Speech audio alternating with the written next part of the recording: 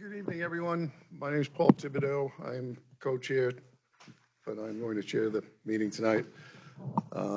There's a full board, 5 of us. We are going to start with roll call, please, with Parker. Fairfield, aye. Graf here. Flanagan present. Paul Thibodeau, aye. Hardikoff online. Okay, next thing we're going to do is Pledge of Allegiance. If you want to join us, be my guest. I pledge allegiance to the flag of the United States of America, and to the republic for which it stands, one nation, under God, indivisible, with liberty and justice for all. Thank you. Our zoning administrator is not here yet, Jamie Jennison. He will be here.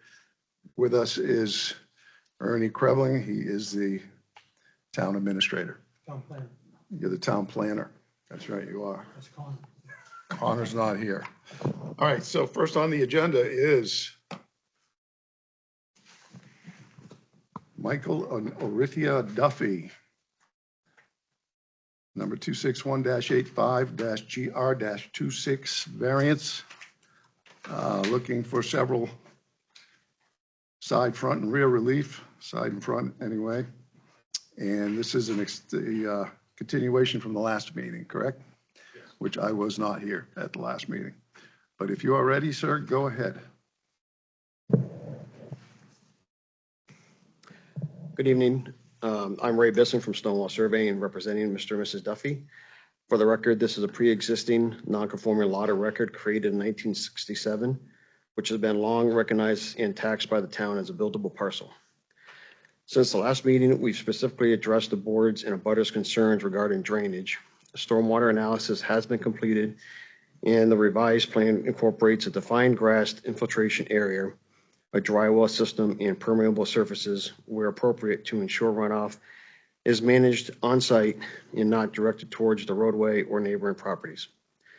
The project engineer, Stephanie Richards, is here tonight to answer questions regarding drainage or septic, and attorney Matthew Cohen is here as well.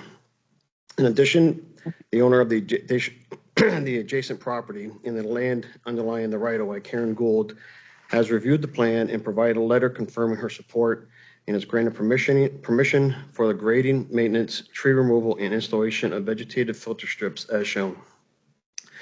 In closing, this proposal represents a reasonable and well-considered use of the long-standing lot of record. The plan before you demonstrates that drainage will properly be managed on-site with no adverse impact to the roadway or neighboring properties and can support an on-site well, septic system, a modest home, and off-street parking. Denial of this application would effectively leave this legally created lot without a reasonable use. While concerns have been expressed, the information presented does not indicate any measurable adverse impact. I respectfully ask the board to consider the evidence presented and allow a reasonable use of this lot. Thank you. Please state your 5 criteria, please. Just read them off. I know you've submitted them, but if you'd read them, we'd appreciate it. Yeah.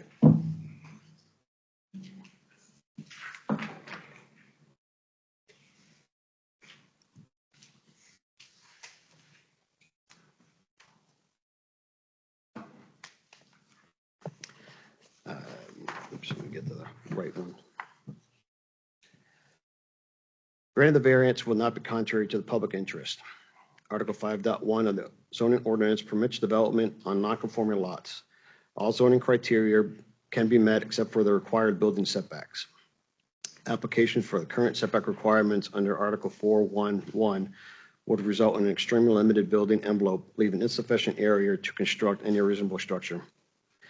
The property is legal lot of record, having existed since 1967, and its size predates the current zoning standard. As a result, strict or literal enforcement of the ordinance would effectively prohibit any practical use of a lot and would therefore create unnecessary hardship. Granted, the variance will not be contrary to the public interest. Granted, the variance would be consistent with the spirit of the ordinance. The intent of the setback requirements is to protect the budding landowners by maintaining reasonable separation between structures and preserving neighborhood character. The proposed residence is consistent with the existing pattern of development within the subdivision and along the shoreline of Wyndham's Pond.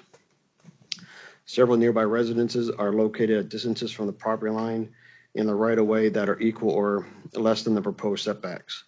The abutting residence to the south is located approximately 11.3 feet from the property line at its closest point. The residence directly across the street is located approximately 8 feet from the property line, with a deck located approximately 6.8 feet from the property line. The last residence along Wyndham's Pond is located approximately 9.9 feet from the right-of-way. All reference measurements are taken from the building siding and do not include roof overhangs. By comparison, the proposed residence would be located approximately 28 feet from the edge of the roadway and approximately 55.6 feet from the existing residence on the southerly abutting property. Because the proposed setback alignment with the separation distances of surrounding homes and do not create any additional impacts on abutting properties, granted the variance will be consistent with the spirit of the ordinance. Granted, the variance will not result in diminution of surrounding property values. The proposed residence is consistent with the existing pattern of development in the neighborhood with respect to use, scale, and setbacks. Similar or lesser setbacks already exist on nearby properties. The proposed construction will not alter the character of the neighborhood or introduce impacts that will negatively affect surrounding property values. Accordingly, granting the variance will not diminish the value of surrounding properties. Granting the variance would not be contrary to the public interest. Granting the variance would not be contrary to the public interest because the proposal allows reasonable use of a legally existing lot without creating adverse impacts on neighboring properties or the public, as it maintains a reasonable separation between structures and the private road. 5B.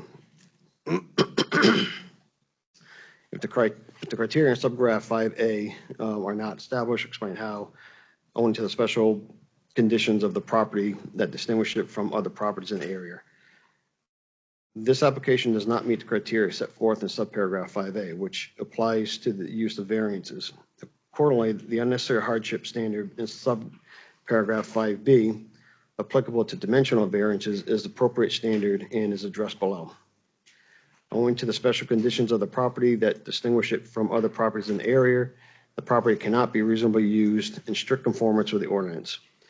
The lot is a legally existing lot of record, and its size predates the current zoning requirement. Application of the current setback requirements eliminates any reasonable buildable area on the lot. These conditions are not the result of any actions by the applicant, but arise from the unique characteristics of the property in the application of the ordinance. A variance is therefore necessary to enable reasonable use of the property.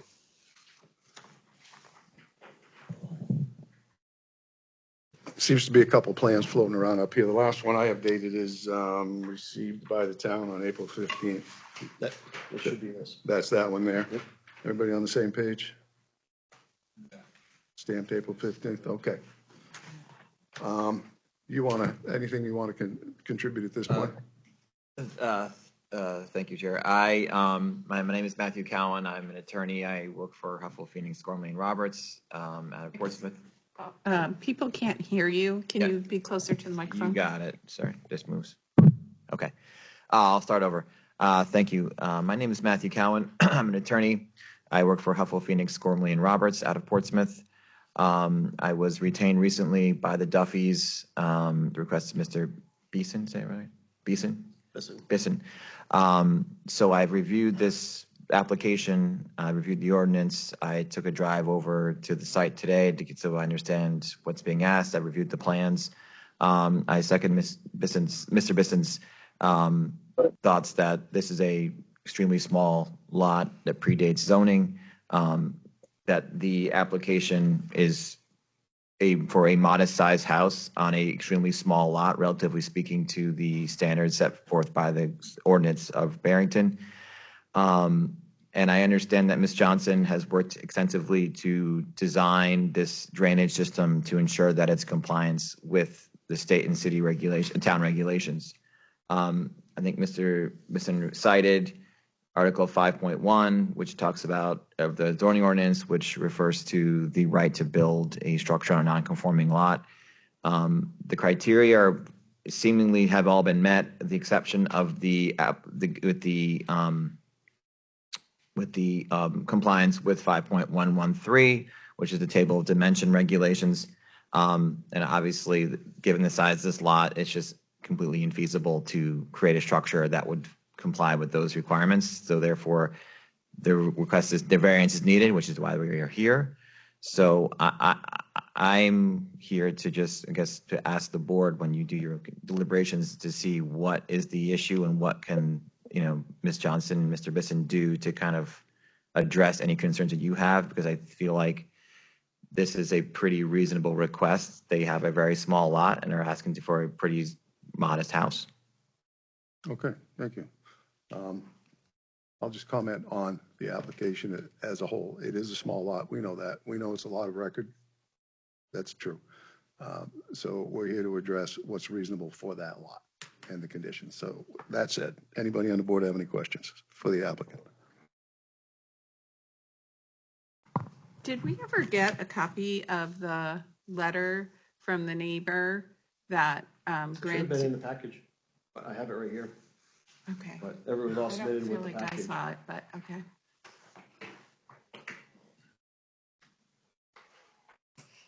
That's the same neighbor that was against this, No, it's the one who owns the land underneath the right of way, owns all of this over here. The letter that allowing for.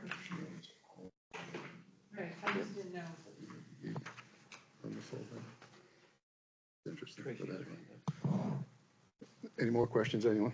Tracy, please. I have a series of questions, and I know this is difficult because I'm away and remote. So few questions. Test You hear pit, you loud and clear, just so you know. I'm coming through clear or not? Very, very clear. I just wanted to hear that. Very good. So test pit 2 appears to be located under the driveway space. Is that correct? Yes. Okay. Test pit 2 was rated CD as far as drainage. And does the slope of that driveway exceed 10%? No. Okay. Has the applicant considered a potential 3-story, 2-car underneath structure on the property? Well, this is a garage under. No, I understand. I in order to adhere to the zoning ordinances, or more likely adhere to them, have they considered moving the exterior stairwell inside, putting a 2-car garage underneath with 2 stories above that for living space? Maybe a 24 by 24 or something that would allow more space on either side of the structure?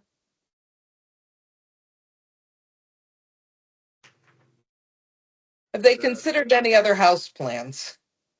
Well, we have gone through multiple house plans through the project, and the stairs on the outside are, there will be stairs inside.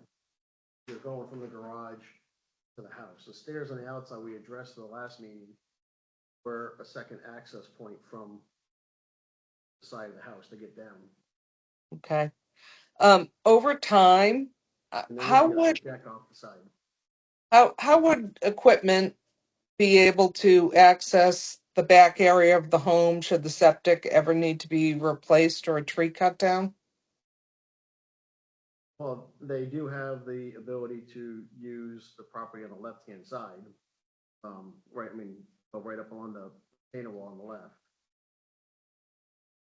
They wouldn't be able to go up there with like a dump truck, if that's what you're referring to. Owns that property on the left? Karen Gold, she's the one who authorized the removal of the trees, the grading on that property. She's provided that she will in the future provide an easement, but has she filed that? No, we haven't filed anything until we have approval to do so. Okay. Should she decide not to, that would be concerning. I guess one of the biggest questions that we have is the impact on the overall neighborhood and balancing between this private usage and the impact on the overall public to the roadways from the water runoff. In reviewing the plans, it appears that the driveway would be paved. Is that correct?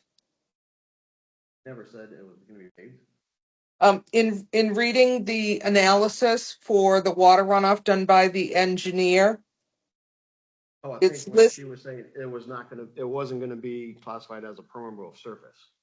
that is correct. Okay, so she's got But that doesn't mean- that can 625 still be feet of gravel. driveway as impermeable. Right, a permeable driveway in Barrington is classified still with the gravel.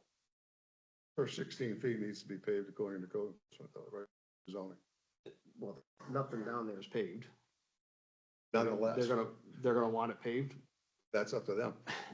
That's totally up to. Yeah.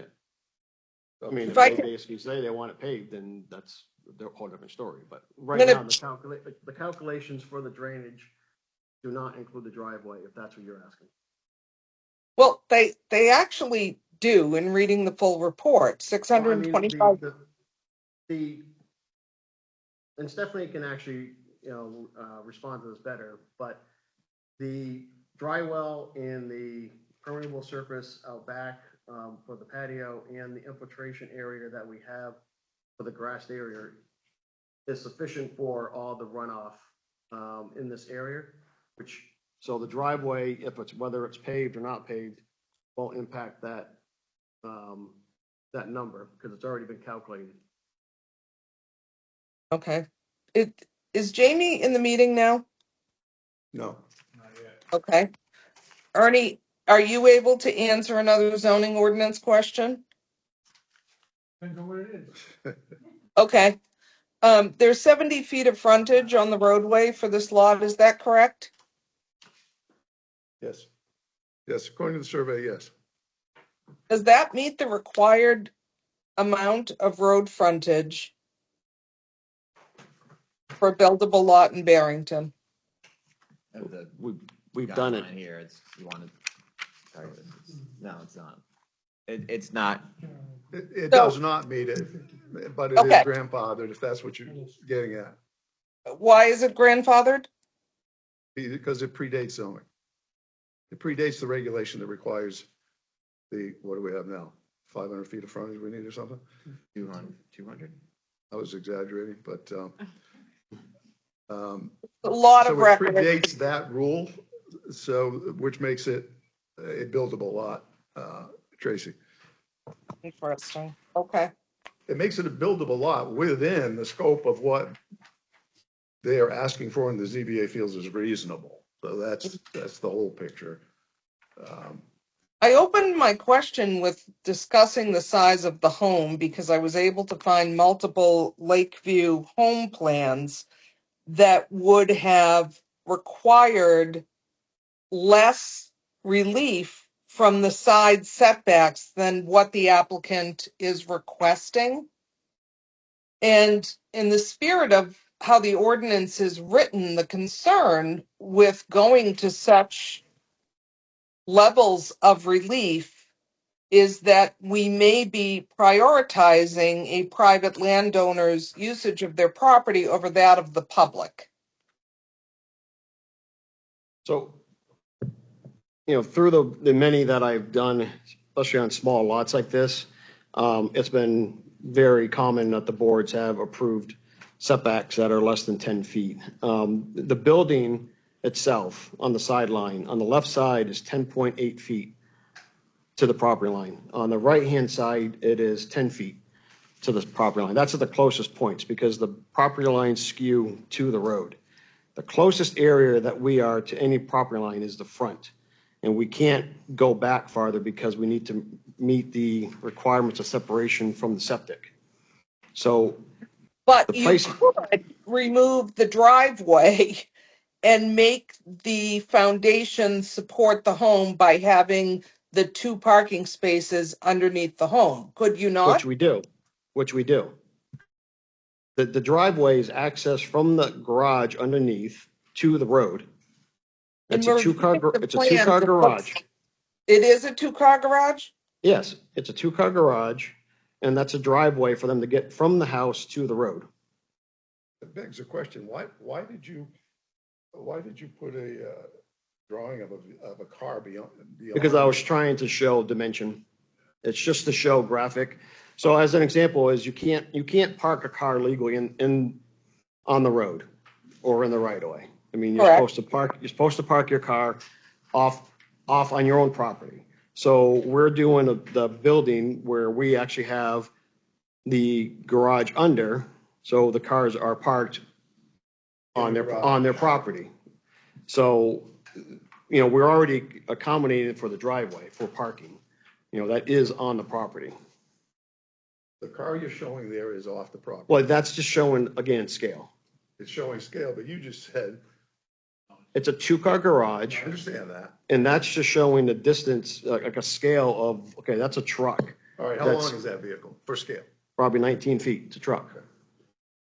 And then you have the stairs on the side that go up, so we're showing the traveled way, Right, is what you're saying. the stairs going up, that's, there's a deck proposed on the left-hand side. Just like a very small deck there. And the stairs are just another access to the upstairs. Stairs would be I'm sorry, I inside. think we're talking about two different, I'm out Okay. here in the right of way, and I went out to the site. I don't know if you. Oh, you recall mean that these drawing. stairs?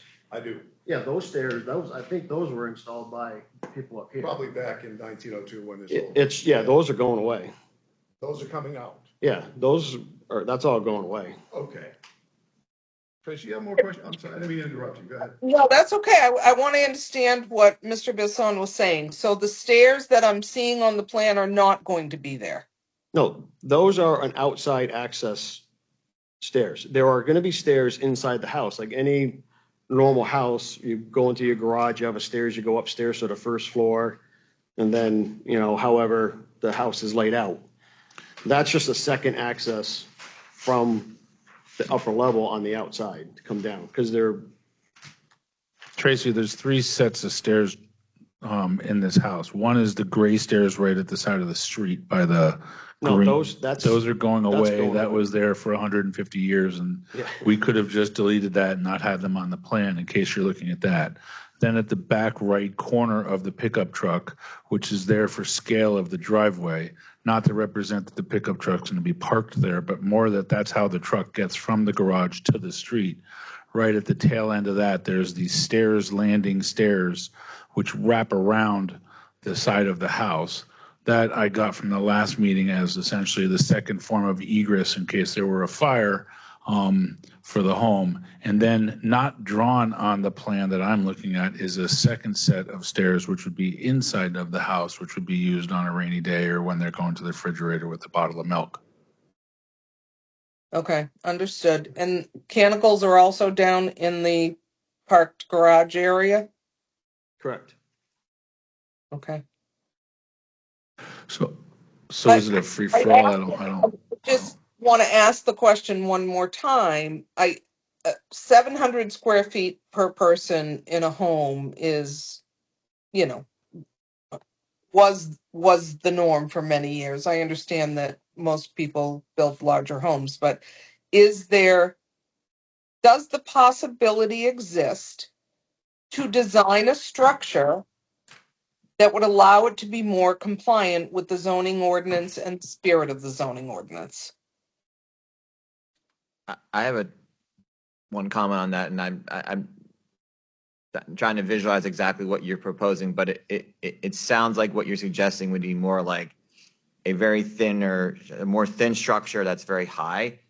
That's almost has almost like a tower feel to it. So when considering the interest of the public, you have to balance, or each board member can decide for themselves, is what are you valuing?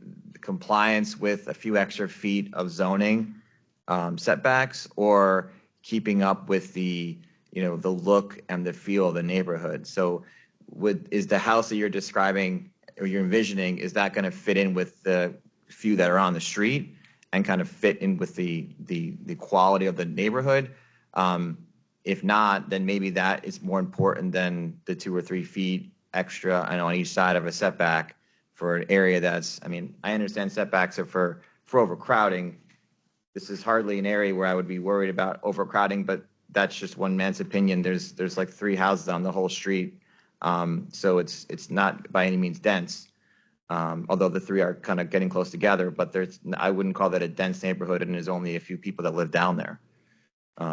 So I'm not sure what you're envisioning, but you were thinking making the house thinner and taller, it just kind of might look kind of funky in that area.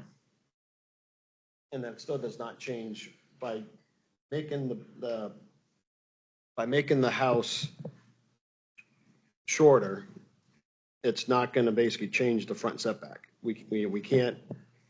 The depth is what's creating the closest setback. Understood. You have questions? Yeah. Shoot. Okay, so I'll just give you the topics of my questions and let Mr. Bassan comment on it. My first one is I'm curious to hear about why we have an optional dry well. I'm really curious about the conversation that we had the last time with the across the street neighbor in our conversations about how there's no place to park in the winter, there's no turnaround at the end of the road. I'm curious about how this vegetation is going to be done so that potentially people could drive on it when it's being plowed. I don't know if you plow. I imagine you do. You know how heavy the trucks are. Is this runoff in the winter going to cause the plow trucks to get stuck? How does the fire department get there, turn around? We have more and more older people in town. How does the ambulance do that? And finally, we didn't address the actual question, and as an HVAC guy myself, where are the mechanicals going? And well, those are going to be probably in the basement. You know, that's where most mechanics go. To address the dry well, that's something that we can basically do. It's over than what we need, but it can be done. Let me interrupt for a second, if you would. I want to talk, since we're talking about the dry well. Yeah. So you have the roof gutters draining into the dry well. You have a line going from the roof gutters, which one would assume you're talking about the drainage from the roof is going into that dry well. Correct. Yet you have the word proposed. Is it going to be there or not? Well, everything's proposed. I mean, that's not the answer I was looking for. Well, I mean, is the I house want to proposed? make sure we understand. Is the house proposed? Yes. Is the house going to be there? We're hoping. Okay. But right now, is the dry well going to be there? If that's how it's approved, yes. If that's how it's approved. If the dry well is there, you haven't supplied any test pit data to show the depth of that area there. I mean, we've been out there. I mean, there's boulders and rocks out there, ledge. I'd like to see test pit data for that hole. We kind of discussed that with the house when we're out there too, on the site walk. They basically were asking, well, can the house be put there? Is there going to be rocks? And we can't do test pits throughout this entire property. Why can't you do a test pit right where you're proposing this dry well? We can do one there, but I'm just saying that then should we also be doing one? That's up to you. If you're going to dynamite to put a foundation in, that's on you. If they start digging and they end up hitting ledge, then they're going to have that addressed. But they can't change what was approved on their requirements. So if they can't relocate the house because you guys are approving it in a certain location. If something happens when they're doing construction and they have to move something, then they had to come back to you and say, this is what happened, we need to adjust this. So if we were to approve this with the condition that dry well exists, with the proper drainage to accept the amount of roof drainage that's going to go into it, what would you do then? You'd go do a test pit? So we also have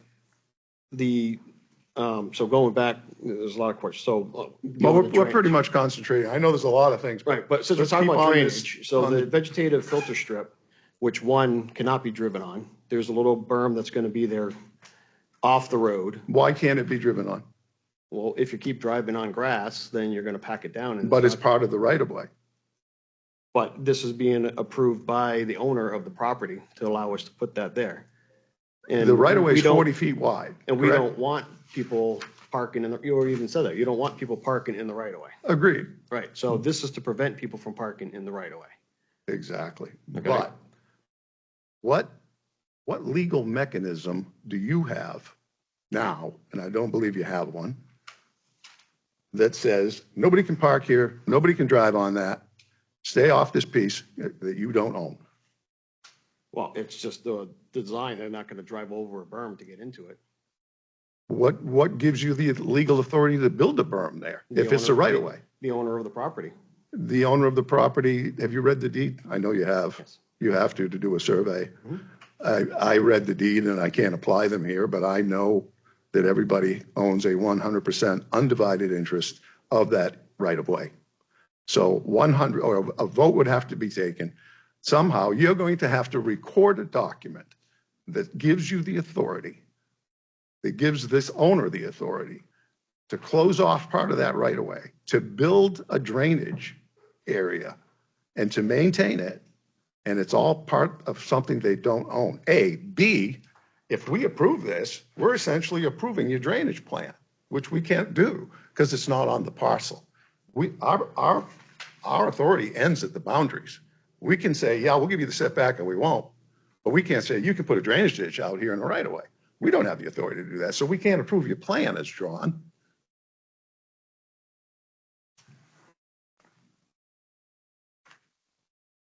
I mean, we could basically construct a catch basin and go all the way down with a swale, dig up the whole side of the road to connect down to the drainage swale that everybody is using.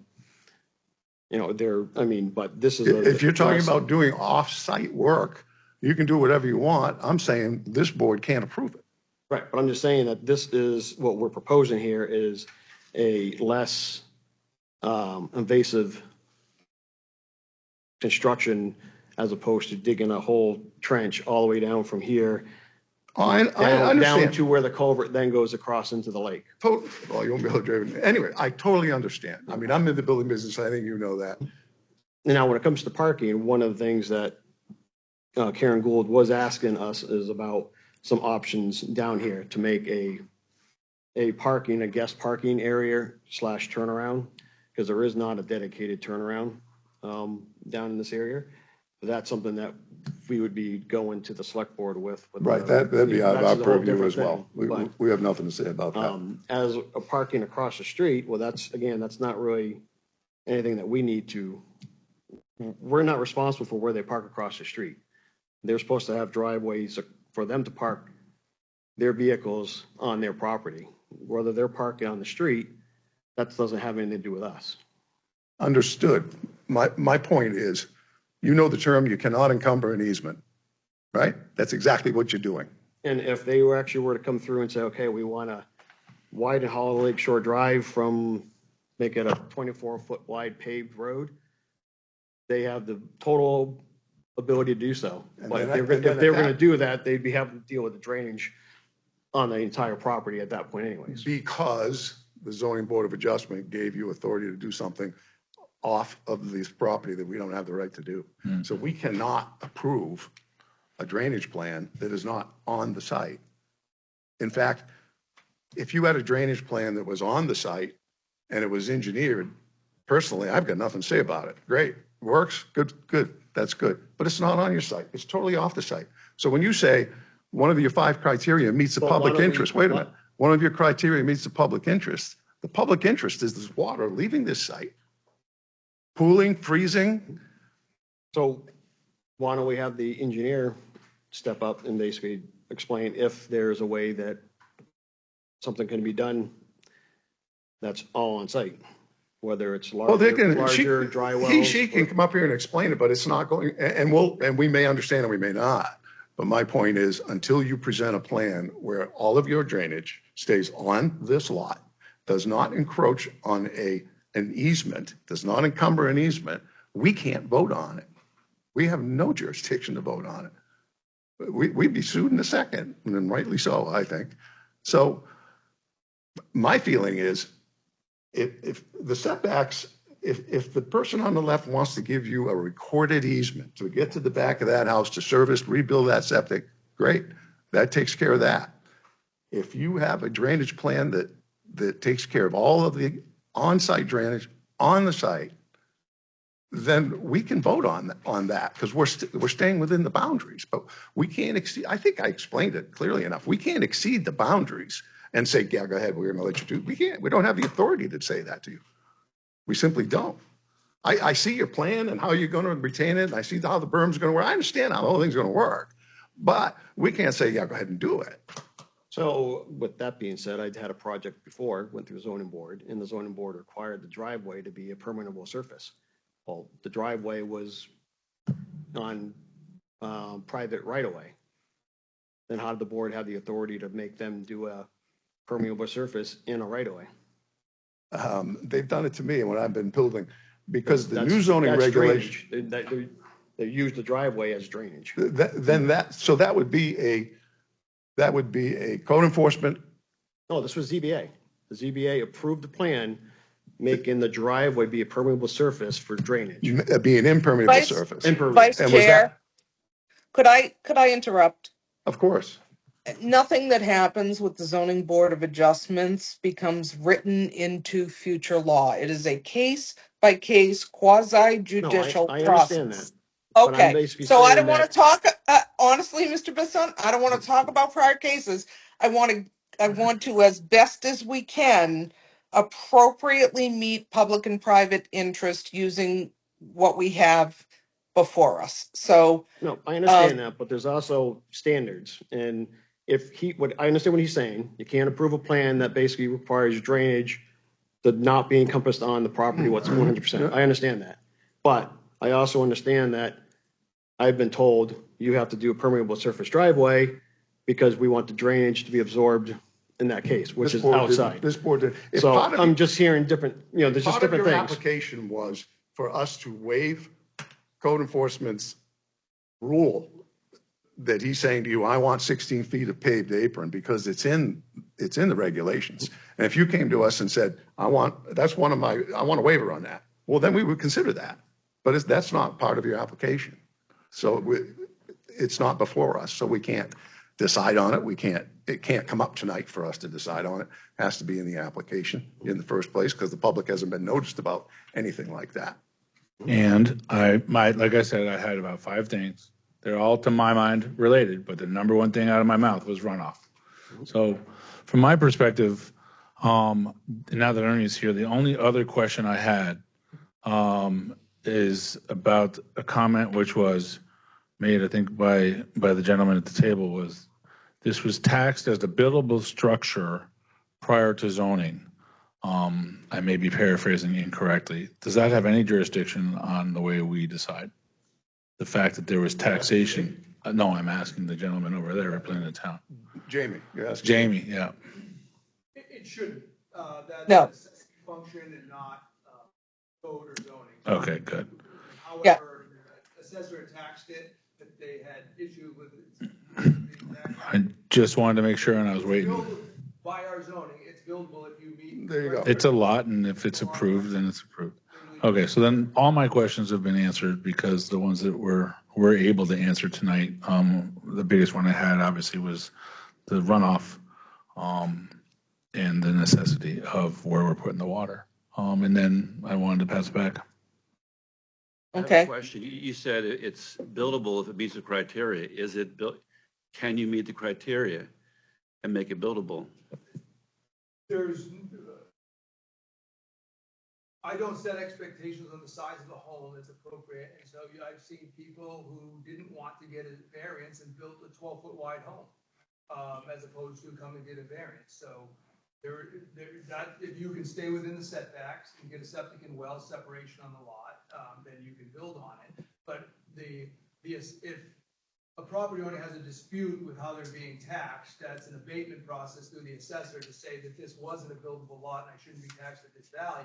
It's not a, reverse decision-making thing where I've been taxed this way, so, I mean, a judge may see it differently, but that's, from tax law, my experience with, municipal taxes, just like you can't go back and say, well, I've been taxed 20 years, you can only go back to this year. So you can't ask for abatement from 20 years ago. It's the landowner's obligation to check their taxes and dispute it if they find it due. So the bottom line is, this is a buildable lot of record. The bottom line is, what is this board going to allow to be built there? What kind of relief are we going to give them? Drainage off the lot is not in our purview. We can't, we have no authority. Tracy has a question. Tracy, please. Given that we given that we have no authority and keeping in mind our responsibilities for both doing what is most appropriate in keeping with zoning ordinances, but also in doing what is appropriate for private and public response, it may be best to list all of the issues with the current plan, allow Stephanie to propose some changes that may address those issues, and allow the landowners to consider withdrawing the current application without prejudice and allowing them to approach this board. That is one option that is available. Is that something that we would like to, as a board? I think it's definitely something we should talk about. Let's hear from the public and see if there's any public comment. Anyone want to speak? Okay. Come on up, state your name, your address, please. Hi, my name is Amy Jones. I am a landowner on Valentine Drive, which is part of Holiday Lake Shores and the Road Association. I'm here on behalf of my neighbors and myself to speak. Interrupt you for a second. Yep. You just said something about the road association. Yep. You're on that. I'm a member of the Road Association, and yes, I am on Okay. the Road Association. Okay, thanks. So You're a member of the board, or does that mean that you should? I'm the secretary. It's really important to make a couple statements to correct some incorrect statements. Karen Gould, by deed, does own 130 plus acres. As you stated, you are correct, Paul, that she is not allowed to make unilateral decisions on behalf of the property owners when it comes to the right-of-way. And incredibly important that the town starts to recognize that, because some decisions in the past have been made that do impact the road association without any negative impact to the town. So we cannot state enough that you consider us as part of these decisions. As you mentioned, any votes or anything that need to be done in regard to this would be really important, both for the safety and the maintenance of the road. I appreciate that you brought up the plow situation. My husband has been plowing that road for far longer than he would have ever liked to. And the largest vehicle that we can get to do it and do it efficiently cannot pass safely should there be a driveway added across the street. One important piece when we're talking about the driveway of the Clough family, if we're talking about precedent and age and quite frankly, what was never a town approved subdivision and many lots that Mr. Bisson would admit that have lot line issues, we have to recognize that the width of the road and the placement of the road is likely incorrect. Not only that, but what he considers Steve and Linda parking in the street is not really the street. In fact, their septic tank is in that area. So we're talking about impact that goes far beyond just adding a driveway. One of the spirits of approving this, when we talk about how it would affect the property value of the neighbor, I'd love to know more about how Mr. Bisson comes up with that assessment, that it wouldn't negatively impact him professionally in a different capacity.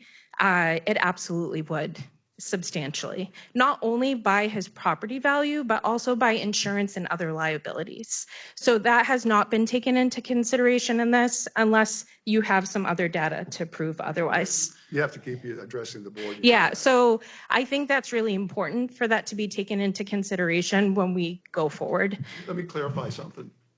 By state law, Yep. no board, planning board, zoning board, we cannot enforce anything written in a deed. We cannot enforce. Oh, no, I contracts. am aware. Okay, Yeah, all right. but I'm here to put that in the record. Yeah. It's important because when you do talk about liability to the town, the property owners most certainly will have interest in protecting their interests. Okay. So I think that's everything that we wanted to talk about, but no one in the neighborhood is opposed to them building. We want it done appropriately, professionally. We don't want to have a lot that then it's only partially improved or becomes a site that they suddenly realize that can't be built because the cost of getting into this project exceeds what they have the ability to fund. If they were a builder or developer, they would have to be able to show that they could do that. And I think that unfortunately in this case, there's a whole lot of rock there, and we all know that. So we do have concerns about the ability to widen the road in the future to meet standards. We have the ability, the concerns about fire trucks. Fire trucks cannot turn around at the end of that road. So adding another structure and their ability to get to it in an emergency, especially in the wintertime, especially with increased runoff, and the inability of people to get down there safely to do that maintenance in the middle of a major storm, that would be quite a concern. So I hope that those things will be considered in any future approvals. Thank you. Thank you.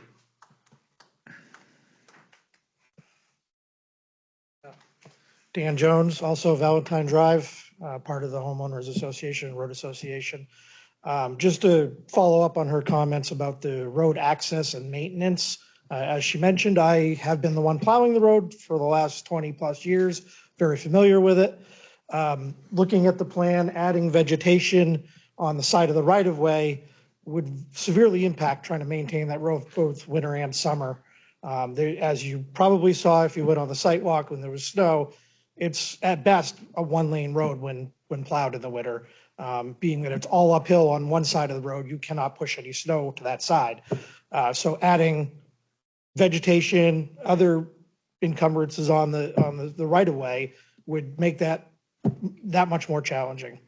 The other thing I want to make a comment on that she touched on was that while Karen Gould may be a property owner of the entire chunk of land there, as you pointed out, the right-of-ways are 100% shared by all of the community members there, and she cannot make those decisions. But beyond that, Ray mentioned that she offered graciously to provide room at the end of the road for excess parking and turnaround. She doesn't own any of the property at the end of the road. All of the lots at the end of the road that she's suggesting are owned by individual private landowners that are not her. So while it's very generous for her to offer that, it's not her land to offer it on, much less, offer and give permission for things to be done on the right of way itself. So I just wanted to clarify that. Thank you. Anyone else? Dan, what do you plow with? What's your truck? Just a 2500 series pickup. So about 25 feet long with your plow blade? Yeah. I have a question for the engineer. Sure. Are you the engineer? If He's the surveyor. Yeah, behind. You're the engineer. Stephanie, I think. I totally missed that. I'm sorry. Yeah, if the berm with the vegetation were not considered in your drainage or runoff computations, do you have any opinion on that? Would the runoff situation with just what's on the property there, would it be better with those, for example, the drywall and so forth than it is now, or you're not able to make a statement on that? No, Vice Chair, who's asking? I apologize. This is Tim. I can't see. Oh, thank you, Tim. Tim Okay. Graff. Yep. all of the drainage that's within the right of way, that vegetated filter strip, is only to manage the driveway that's within the right of way because it's all below the building. So we can't drain uphill into the structures that are on the property. So everything, the house, the areas around the house, that's managed on the property, in the dry well and in the patio behind the house.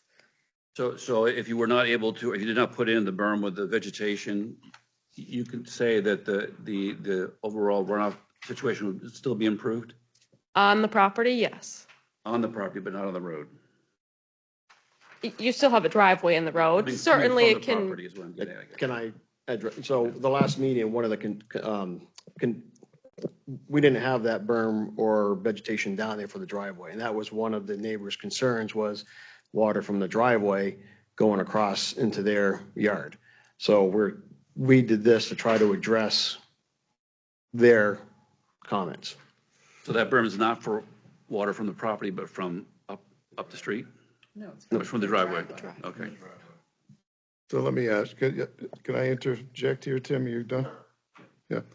On your plan, where right below your 50-foot radius, your well radius, you have an arrow pointing to proposed 52 lineal feet, 4-inch perforated under drain pipe with an invert of 250 elevation 257. What is the outlet elevation of that pipe? I see where it's going, but there is no outlet elevation.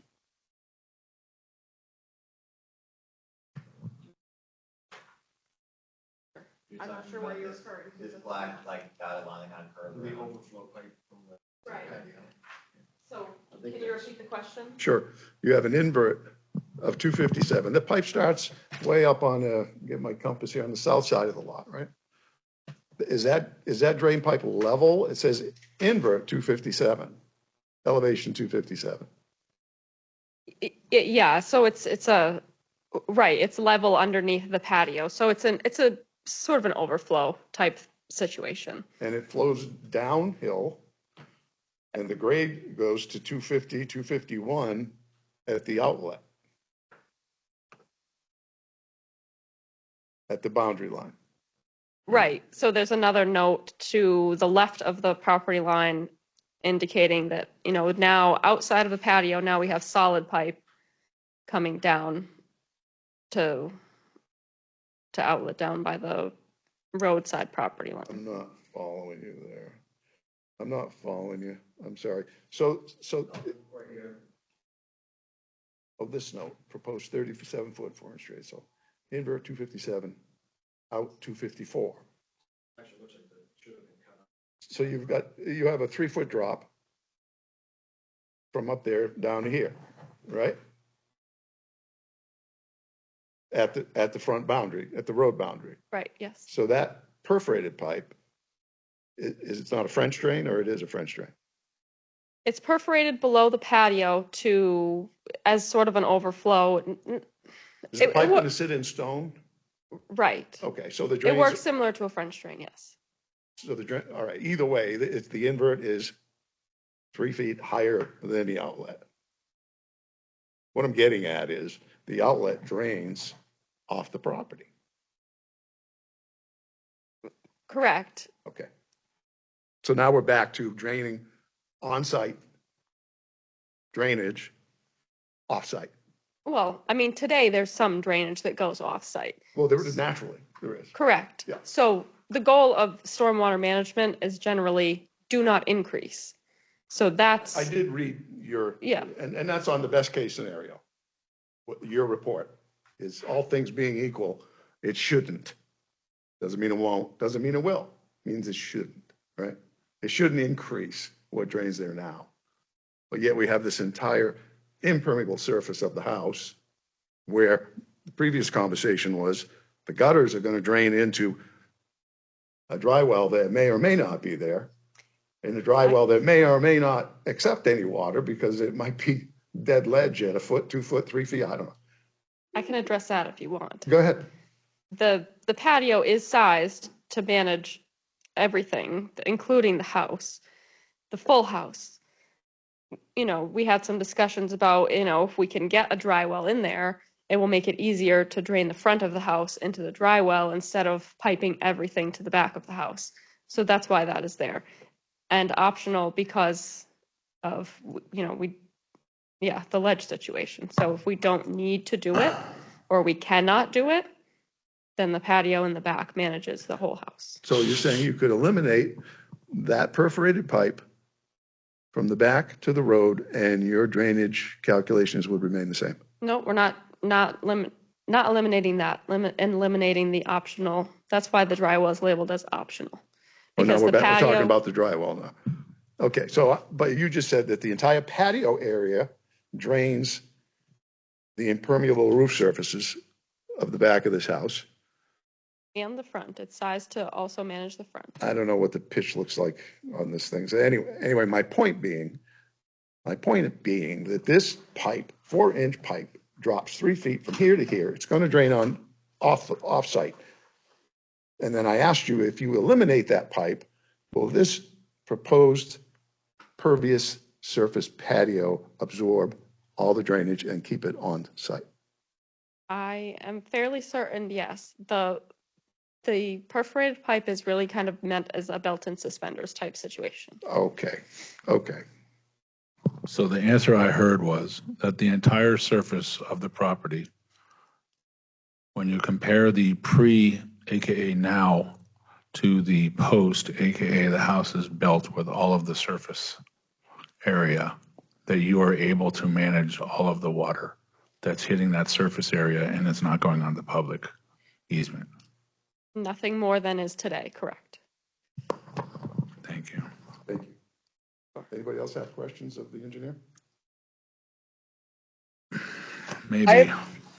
I have a question for the zoning officers. Jamie there? Yep. Okay. Jamie, if they were to build a drive under, tuck under, 3-story, slightly thinner home, allowing them access up the sides of this sloping property, and it is very clear to me that on either side, the slope is about the same. So the real issue here is the size of the lot. Is there a height restriction for them? Yes, can you hear me? I can hear you. Yes, there's a height restriction on every residential. Could they accommodate a thinner, taller, 3-story home? Based on pitch and wall height, I'm sure they could, absolutely. Okay. Restrictions or limitations, but. Where's the 35 feet measured from? It's an average of the 4 corners of the building. Okay. I have a question for Ms. Jones, if I can ask Ms. Jones from the audience. I don't know if I can. We'd have to open a public meeting to do that. I would Okay. vote to open public meeting. Could you close public comment? I haven't closed public comments. No, go right ahead then. You're right. It's still public comment. So you made a lot of, you obviously and your husband have tons of information, and you also presented last time, and I've not been super well, so I have a hard time remembering things, hence the glasses and the low lights. Would you comment again on you made a comment today, which was that you do wish to see a structure on the lot. I wouldn't say I wish to see it, but I support a property owner's rights to build. I'm not opposed to someone's right to do what they want with their land, despite, previous public comments from others. I think that it's really important to know that nobody wants to take their right away from them to do. What we don't want is to have such a significant impact on the neighbors, which I think is this, the idea of zoning is that we're not going to negatively impact all the people around us. And certain things have not been taken into consideration, like the detriment to Steve and Linda's property, the increased risk, the increased insurance liability of having a structure that close to another structure. I understand that while there are several homes within the neighborhood that are within a certain distance of the street, sure. However, they don't have the same close proximity to each other as you would be doing in this particular situation. So it's just really important to know that it changes a characteristic in that way. And I think that when we look at the safety aspect of it, which may be a select board issue, are we putting the other residents in danger? Should there be a tree falls on the property and, there's a fire, which for the record, has happened in the last year. The power lines to UNH go through the end of that road, and frequently there are brush fires back there. Now, should there be something that spreads into the neighborhood, can you protect those other structures when you increase their proximity? No, you can't. And I just, you know, at what point does the neighbor matter as much as the individual property owner? You know, we don't want to make it so they can't put anything there, but let's be reasonable about what it does to the others. And on public record, remembering that we also have property rights and that statements by Karen Gould do not speak for the remainder of the residents within the neighborhood. And that's incredibly important to remember. Thank you. I have a question for you too. One of your main complaints is the driveway, right? Yeah, I understand that you did the site walk, and I honestly wish I could have been there to observe. I think that the idea that Steve and Linda park their cars in the street is debatable, and outside of the scope of any of us to be able to say whether or not that is allowed or not allowed, because quite frankly, it very well could be their property, which it is. So if you put a driveway right across from it, how do those individuals back in or out with their vehicles in, you know, partially the road, as we say? How then, if there's parking there and to scale, they do not park their vehicles in their garage, how do we get a fire truck past that? How do we get a snowplow past that in the wintertime? You know, that's something that is the reality of the neighborhood after it's built. So you know, whether or not there are lines or boundaries that are being crossed, we have to look at the reality of the current use of those buildings and those driveways. And I think that needs to be taken into consideration. So my question for you is there any way to build this house and mitigate the driveway issue? So a couple of things just to point out real quick. This blue line here, that's the property line. That is the right of way right here. It's a 40-foot right of way. And it is just off of their curbing here. So if they're parking in their driveway, they have a driveway here and a driveway there, there's no issue backing out because there's no car there. Secondly, when you're dealing with, they're talking about plowing and they can't plow the snow and that there's going to be a berm there with vegetation. This is already a berm. This is already gravel. So they're talking about plowing past where they're already plowing. And so when they're saying, oh, we're adding vegetation, the vegetation is actually farther away than with the edge of the gravel. So we're not impacting any part of that existing gravel way that's been going through there. The question I want to ask Jamie real quick is, in Barrington, do you actually have the minimum separation of buildings? Like when you're dealing with like a condo situation, what is that distance? You can build 0, and you just have to provide fire-resistant construction compliant with the code. So townhouses have a 2-hour fire rating. You can increase that to a 3-hour fire rating depending on use and structure. Okay, so like some towns have like a 30-foot, 35-foot separation between buildings.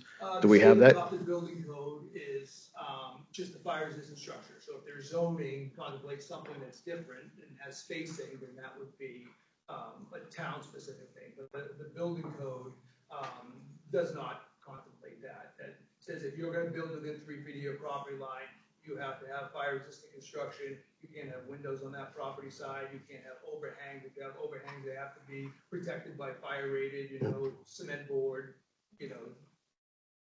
fire-rated sheetrock flanking. But you can build in Dover, you can build 0 lot lines. It's just going to be fire-resistant construction. Okay. So right now, their house across the street is 17 feet from the right of way. We have a 40-foot right of way. We're asking for 5 foot. So we're talking 62 feet separation of buildings. I think for me, the question is still draining off the site. All right. So when it comes to, so Stephanie's, Can I clarify on that? The engineer said that the drainage analysis showed that there was no increase of drainage, so they don't need any offsite drainage. That's, Yet it's drawn into the plan.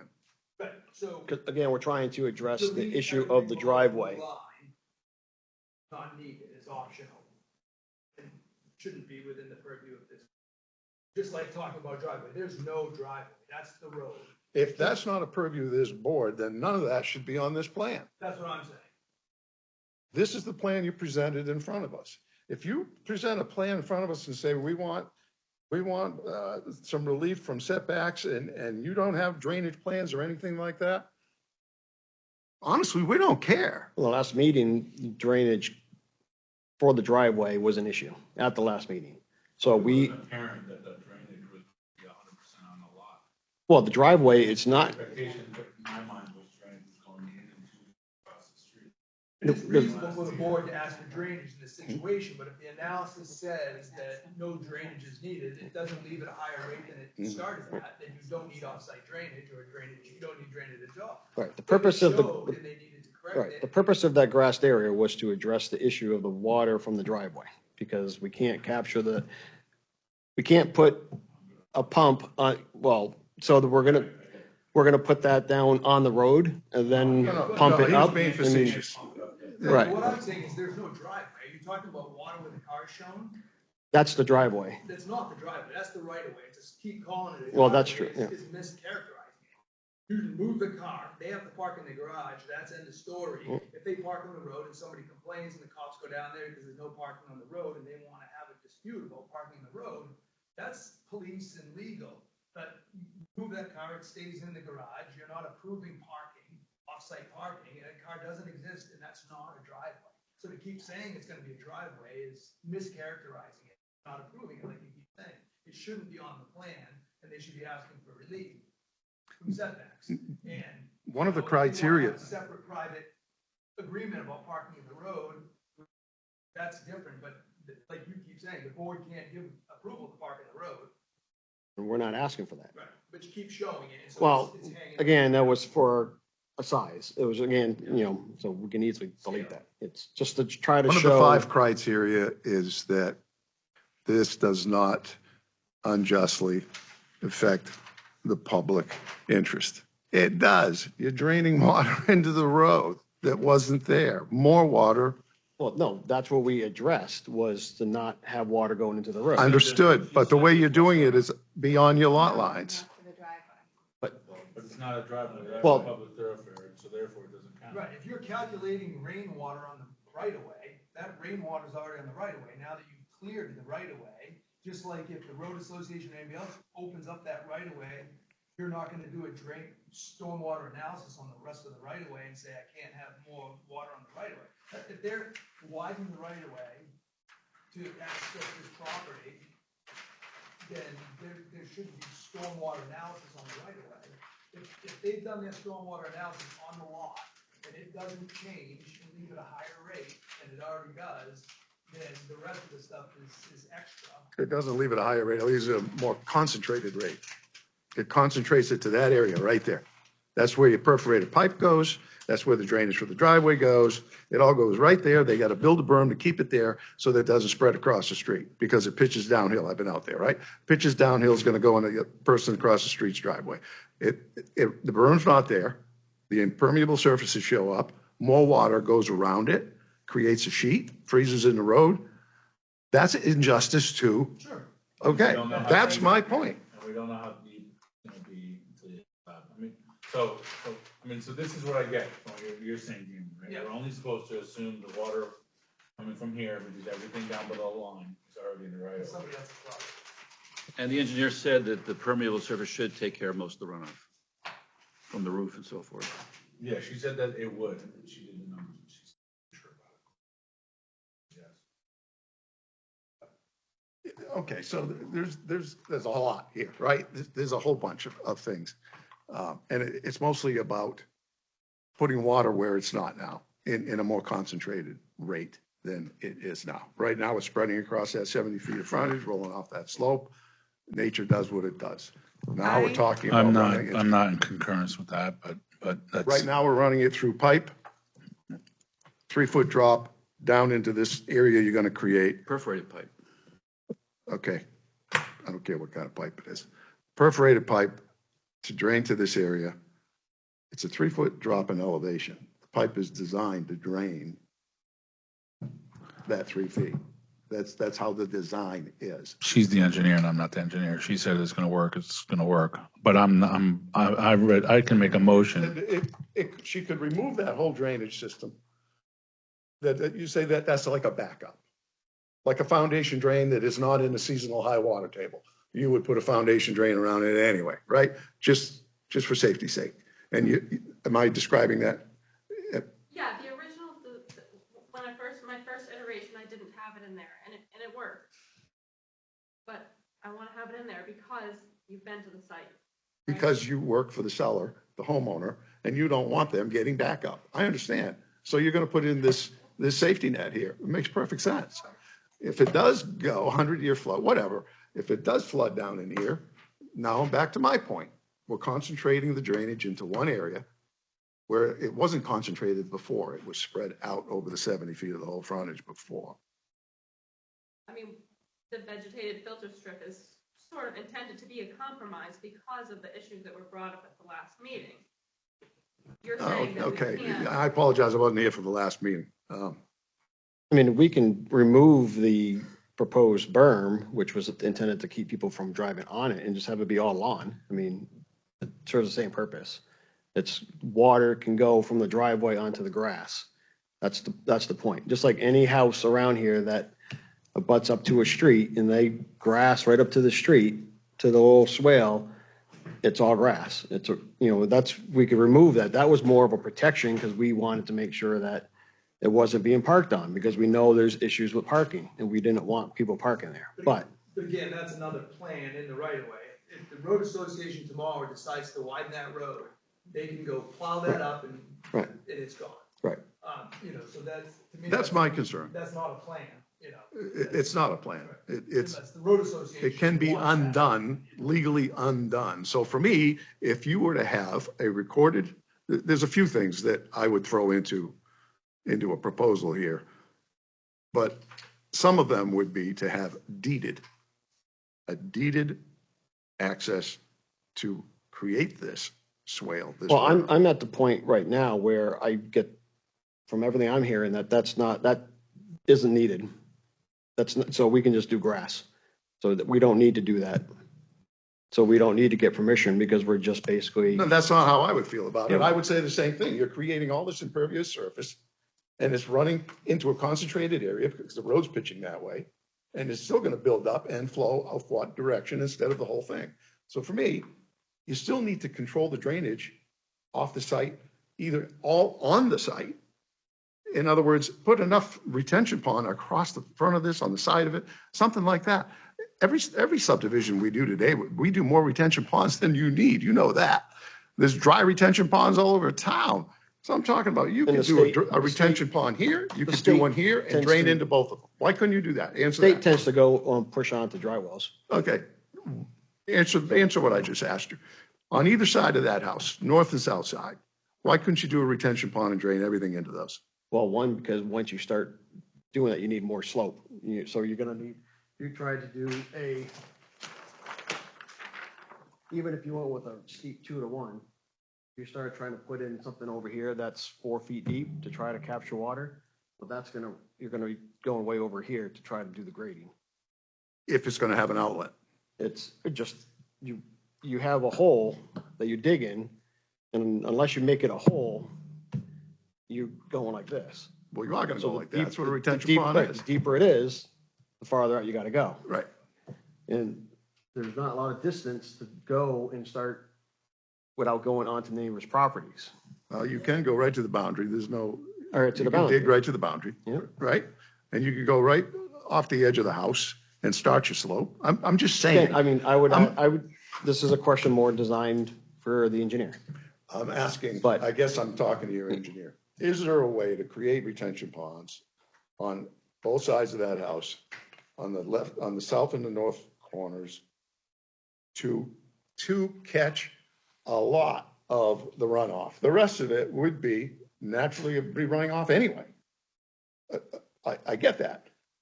But I've been out there, I've seen the boulders out there, they're as big as a house. Are you gonna be able to do retention ponds to keep the drainage on that site? I mean, I'm kind of surprised.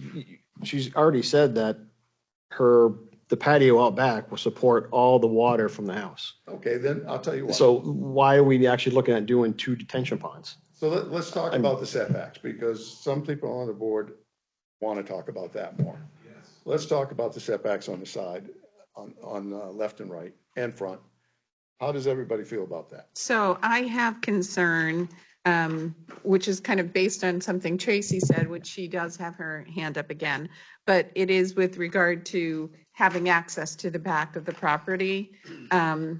If in case there was an emergency, if the septic does fail, which we all know our septics fail, whatever it may be, and there is not room to be able to get equipment in there to do those kinds of repairs, and you're saying, well, the neighbor said that's fine, but something would absolutely need to be legally recorded, not this No, that letter. would be a deed. We would have to get an easement to be attached to this, but we're not going to do that until we have approval of a fashion. So that is my concern, it is the lack of access to the back of the property to be able to address any situations that might come up to the property. I think that's a problem. Okay.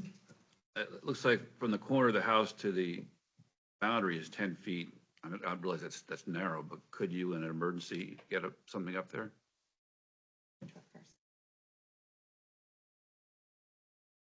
I mean, 10 feet. Well, I but think the trucks are elevation, normally 10 feet wider. the elevation change there with that patio. No, they would have to use other equipment. There wouldn't be bringing a dump truck back there. Mini excavator. Yeah, You'd have something tracked. right. Okay, so we have, Jackie's concerned about deeded access to the rear of the lot from one side or the other. Tim, you were just talking about the same thing, were you not? Yeah. Okay. I mean, on the plan, I am showing a proposed easement on there with bearings and distances. You know, that would, again, be a physical deed written up.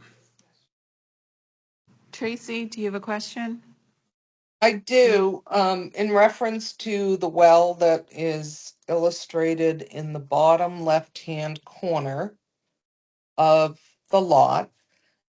Is that 75 feet from the neighbor's septic and leach field?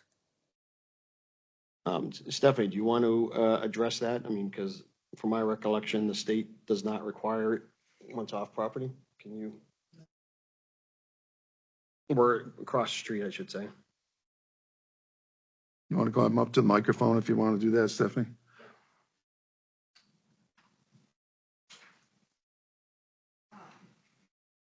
I mean, I don't have any information on where the septic system across the street is. Would you speak louder for me? But, I don't have records of where this system across the street is, but we're not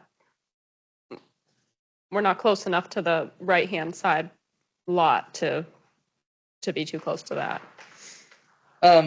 It's my understanding that the leach field and septic is in the very front of the Clough's property across the street. I'm reading New Hampshire standards that it's required to be 75 feet from their tanks and leach fields. Yeah, that is the correct distance. It's sort of the, Mr. Clough actually says he believes it's somewhere around here. He's not 100% positive, but he says that's his recollection. So Tracy can't see where you're pointing, so Yeah. you're pointing to Right where it says. where the gravel between the two different driveways. Where, like right in front of the house. So how many feet does that make it from that well?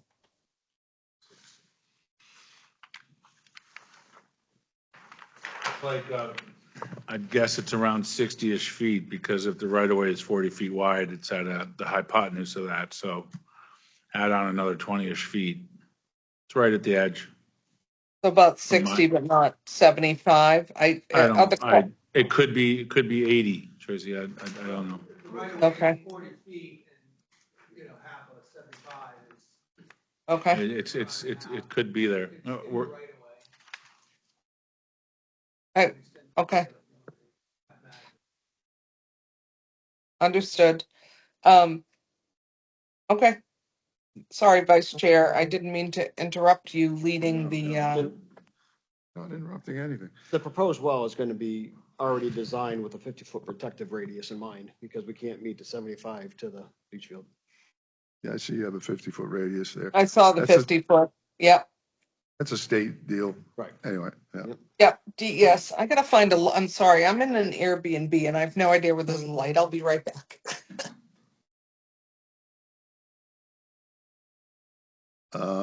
Parker, did you have something other than setbacks?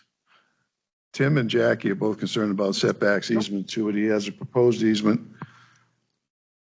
I was just curious if, I think the ruling is that if there's a motion to deny and then it's accepted, then it goes someplace else. So I don't know if I'm ready to make a motion to deny, but I don't have any other questions, no. I don't know the steps. I don't know if we're an open right now or not. Okay, I just want to make sure I have all my questions. everybody's points are gathered before somebody makes a motion. Can I make one more point? Absolutely. I don't know if this is appropriate or not, but there's a case called J. Howard Sprague versus Town of Ackworth. It's not exactly the same, but very similar. Trying to build a house on a grandfather lot. Zoning had made it basically unbuildable. They requested a variance to reduce right-of-way setback from 50 to 25, side yard setbacks from 20 to 15, and true lakefront conservation zone 13 feet 6 inches. The zoning board of variance denied it, but the Superior Court overruled them. To me, this is a similar case. I think the focus is, can you do things to make this less of a zoning intrusion and allow the building? That's my view anyways. That there may be some more things they can do, but I think in general, at least from my point of view, I think there should be accommodation of variances at some level. At some point, we have to admit we're either making this a non-buildable lot, which I don't think we should do, or make an accommodation of the request. Which was my point there's been talk by Paul, the co-chair, that they go back and they come back with an updated blueprint that doesn't show water runoff from a public thoroughfare. And to iron out some of the issues that other people may have. Or do we put in a vote? Because I don't want to prematurely. I recognize that at one point I learned that there was if a vote goes through, then it takes the applicant's options to a different set of options. So that sounds like the motion you want to make. You just need to word it. If you could Vice like to make a Chair? motion. Yes. Vice Chair, the other option is for this board to offer the applicant the ability to withdraw without prejudice so that they can redesign everything that's been talked about and bring it back before this board. And that is something that should be offered immediately before a motion is made, allowing the applicant to make that decision. If we were to give did you want to speak? I'm sorry. Sorry. Could I speak? Please. Yeah. Like I said when I first spoke this evening, that this is my first time here, so my number one goal was to be on a fact-finding mission and see what the board was concerned about, and see if there could be what can be addressed and what can't be. If it's a situation where it's a matter of adjusting the drainage and obtaining the easement, that seems to me like something that can just be done, and we can just continue this for a month and that can get addressed. So we cannot, unless we have written permission to exceed the 90 days. Understood. What's the date on the application? Do we know offhand? You're at 90 days about today. Okay, gotcha. We have 5 days to get to the letter. So I think one of the best parts about zoning is the deliberation, the discussion, the public comment, because it allows those issues to be addressed. And again, it is not the goal of this board to stop the owners of the property from building their property. It is to appropriately balance private and public interest. So I think the opportunity is there to withdraw the application for variance if you choose to. With guidance from what what we would be looking for. Is that what you're suggesting, Tracy? That is what I'm suggesting. Otherwise, I, like Parker, am ready to make a motion. So I mean, again, so if I'll just restate, and again, I apologize. I literally have a. That's a okay, memory issue, Parker. so. That's all right. So from my perspective of this, at the board, what we're talking about, there's essentially, in my view, two camps. There's the camp of the runoff, and I'm an engineer by trade. So I think that at runoff, I'm not, that's not my challenge. My challenge is I also plow. I also have plowed. I also know very tight roads, not only in Barrington, but in other local municipalities. And I know that neighbors don't park where they're supposed to park. And I know that there's fire issues, and I'm a former paramedic. So there's a whole slew of other issues that I heard from the road committee last time, which I see, which is essentially out of the control of, from my point of view, the applicant, but the main reason I'm against this. And so that is right away in passage on the road and snow, where do you put the snow banks and how does that impact people as they age on a dirt road? Because I also have a house on a dirt road. So there's a lot of non-runoff, but access type issues, which you get from a small community, which apparently has a family member, the Goulds, who have had a lot of impact. And now it's in front of me, and this is the zoning board, and the ordinance is an ordinance and a 0 and a 1 or a 0 and a 1 in my brain, so.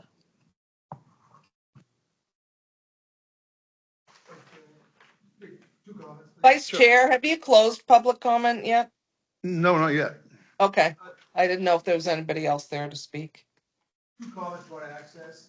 There is the opportunity when they, if approved, or whether they move forward without a variance. Is your microphone on, Jamie? No, I'm having a hard. I'm just trying to talk loud. Ernie's holding me out because I talked too much last night at the planning board meeting. Sorry. They will have to go through the Class 6 and private road building policy, and 10% of construction costs will go to improving the road. Comments can be made at that time on where to improve that road, and that could be in that section to widen it, do turnarounds, et cetera, that may benefit the community as a whole. So that's something to keep in mind, that there will be an expenditure of funds that, you know, may or may not. And the second part is if the Vice Chair is willing to ask the road agent or anybody on the road board how many cross culverts there are on the road. It's quite common to put cross culverts across the road because water does flow downhill at some point in that road structure. I'm sure there's multiple points where the water needs to cross the road. You put in cross culverts to maintain your road.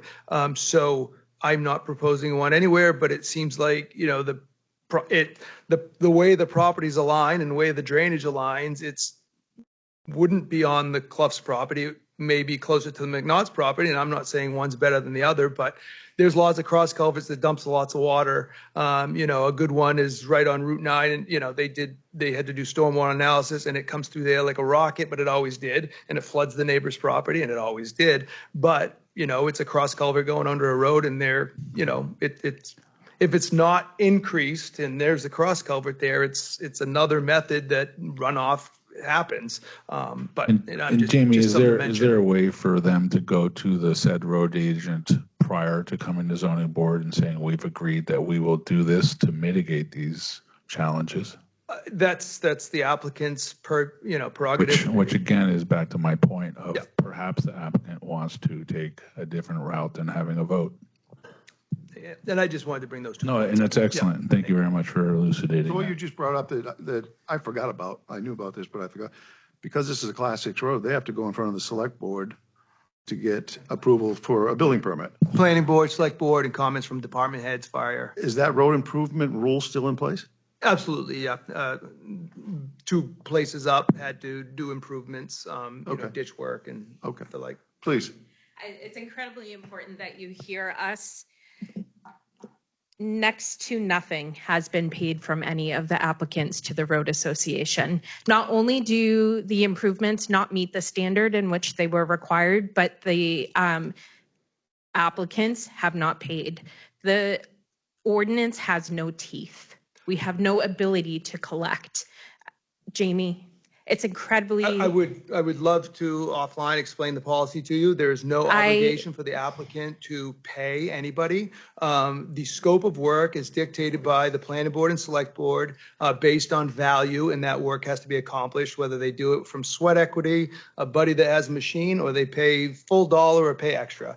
And so the scope of work at the end of the So the scope of work at the end of the project is observed by our town road agent, and he decides if it meets the criteria that was dictated by the boards and the department heads. Okay. Tell me more about the 90-day rule, because I'm totally, I'm not aware. I know it's there, but please. There was a explain it to me. change last year that the New Hampshire state land use regulations changed, and we have 90 days to make a decision. Even if we continue it? That is correct, and 5 days to give a written decision. Is that for planning and zoning?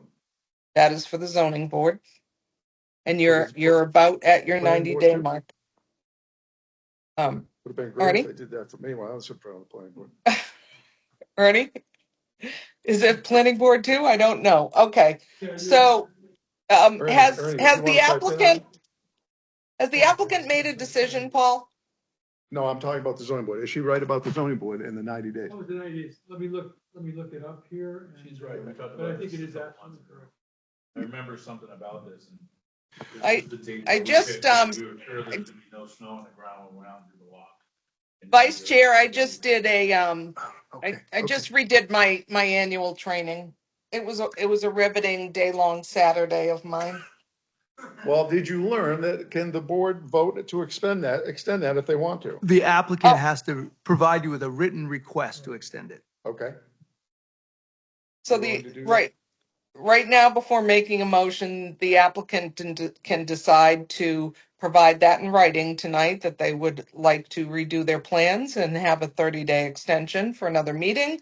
They can pull their application and resubmit with a potential drive under, tuck under home that's not encroaching the right of way at all and does not have the water issues because the water is going back to the back of the home, not to the front for the drainage purposes. There's many things available for steps right now. Okay, so it sounds like that's the best plan to move forward. Am I right? That's Would you agree? entirely up to the applicant. Yeah, I haven't spoken to my clients about this. I was Right. just sitting there. So, I mean, maybe it makes sense to have just 5 minutes discuss with them. the Absolutely, options. yeah. The So- one thing. So, I'm sorry, go ahead. Well, the one thing I would say is if you give permission to continue it or exceed it, then you don't have to re-notify people because you allow the board to continue the application. Right, that's the thing. That's the concern for me is it was just going through the cost and expense and the hassle of getting the application refiled when we want to get back here, see that we can address with drainage and have me speak to Ms. Gould and confirm, because it's not unheard of, at least I don't know about how things aren't done in Barrington, but in other municipalities, it's not unheard of for us to come with the easement and say, this is it, it's been approved, and then for you to say, this is conditioned, like our approval is conditioned upon this easement getting filed, and it's not conjecture, it's not speculation, this is it, it's drafted, and this is what it's going to look like. So if for me, if I can get it, taking a temperature of just from the conversation, obviously no one's being held to their decision, but if they can adjust some of the drainage to kind of shore that up and then get an easement, then I think it seems like the issues are mostly addressed. If there's concerns about, to Mr. Graff's point, if the discussion is going to be, we don't like, as the board, we don't like, there are concerns about water, and as Jamie, I don't know your last name, I'm sorry, Jamie, Jamerson, had pointed out that, if an issue of water in the right of way and there is a denial based on that, that's a kind of a very strong appeal to bring by the applicant. I get paid to do the work, so me personally, I love to do the appeal, but that's a major waste of everyone's time, and in particular my client's time, to go down into Manchester and to have a pissing match over rain in a right of way. So that's my 2 cents on it, but I'm the new guy on the scene here. But if that's all we're worried about is tightening up the drainage and making sure my school actually is going to follow through with this easement, then that seems like something we could just address, keeping in mind I don't do the drainage piece, but I can do the easement piece and have that mis-schooled by, Monday. Sure. Is the Gould property to the right or the left of this potential If you're facing it, it's on your left. on the left? Okay, let me just double check. And So- that was so where just a to- request was from, 6.8 inches to the deck. Okay, thank you. Just to add to what you talked about with adding rainwater to the right of way, I agree with you with that. But my point is adding structure in the right of way. That I don't think we lose, because we don't have the authority to allow them to add structure in You the mean right of way. the berm? The berm. Yeah. I mean, Like I said, we can take that out and make it, this could be more sterile to everything outside the blue line, the boundary Well, line, say. let's allow you to talk with your client for a few minutes. We'll be on standby, and we Okay. will not be discussing the case Well, while you okay. meet with them. all right, before we actually just go and meet, I want to get a few things nailed down as to what we can Sure. talk to them about. Yep. So, driveway, or I should say, the access from the driveway to the main road, where we're gonna be going through. We are proposing to do grass on the left-hand side, so any water runs off from that point will go to the grass. Once again, you're proposing grass on your on property that's not yours. Well, You don't have then to address it because it's not we're- yours. So basically, then we could just put the driveway, the access from the driveway to the gravel road, we could put that in without dealing with the drainage. And then the water would then flow, and then the If it- water's gonna flow, the water's gonna flow across the street. If it were We're my trying to address that. if it were water my from the right of way. application, I would make sure that the driveway is noted on your plans as not a paved area. Right, but Well, the gravel is still impervious surface, so whether it's paved or We can ask Jamie that quick question now. According to zoning regulations, they have to pay. Can't even. In the back. You guys They can't couldn't hear me. Can you hear me now? They couldn't hear Ray. So what I'm referring to is the area that we're talking about that's in the right of way for them to get from the garage to the road. Yeah. All right. If you're saying that in there, we don't have any ability to put grass in to the left. I'm not talking about the driveway. I'm talking about the right of way We're talking about this. without changing grades, right? Without Right now, we have restructuring. this draining that way, Yes. so that way it goes into grass. Yep. If we don't do anything here, and we leave the slope there, and we basically just work on this, then any water here is going this way, which last meeting they were opposed to. So we addressed that by doing this where it slopes sideways. Correct. And that's what I'm trying to find out what it is you want us to do here. And I will tell you. What I would like you to do. I'm going to call you Jennifer, Miss Engineer, because I don't know. Stephanie, see, I don't know your name. Stephanie. If you can keep that water on site without it sheeting across the road. Okay, wait, now, are we talking about here? I'm Or are we talking about here? I'm talking about that 4-inch perforated pipe. Make that disappear. Make that pipe disappear. We're not discussing. I think the engineers already addressed that. We're correct. I'm just not on the same page. We're right on the same page. Not discussing any water in here because that's not their problem. Right. There's nothing water that's Ends here and it's got to stay here. Right. So I'm addressing that, I'm talking about that 4-inch perforated pipe again. Make it disappear, because right now it drains into the right of way. And you said you can get rid of it and it'll work. Okay. All right, so make that gone. Then you need. Wait a minute. I just, yep, go ahead. I'm very confused. She said, engineer, that the water on the property is going to be less flowing away after the construction than there is now. Not addressing what's on the right of way, just on the property itself. But you want to modify that and take away that pipe? I'm not modifying. What I'm saying is don't gather it in that pipe and bring it in one spot. If it can drain in that sandy soil that they have outlined there and permeate through there and then leach out anywhere it wants to, fine. But to direct it with a Is that what the pipe, engineer is saying is being done though? no, she's doing it with a pipe, a drain. I thought the pipe was a backup. It is a backup, but the water's going to go in that pipe and drain. There's a 3-foot And it's change in gonna drain elevation. out of the pipe right, because from it's here to perforated, No, I right? get it. Okay. I thought it was on. I understand why we would love to have the pipe there. I want you to understand why I would love not to have it there, because you're going to pull water right there into the right of way, off that lot. That pipe opens up at the end of the boundary. It's going to pool water right there. If the pipe is there, some water will get into it and some water will then go into the public property. What if it was just kind of cut? So just end it 10 feet before the end. And Yeah. that way it would just run here and just, it's all gonna be vegetative, natural stuff. It would be better. Can we ask the engineer if that would be better? I'm not sure. Well, we're gonna, They're going to have their powwow.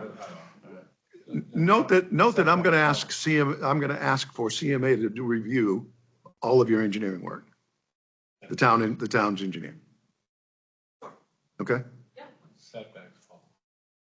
Setbacks. What do you would like to see for setbacks? They're asking, you see what they're asking for? My view is that asking for additional setbacks would be unreasonable at this point. I think you very quickly move into making the house unbuildable if you ask for greater setbacks than what they're offering right now. You're saying you're happy with the setbacks the way they are?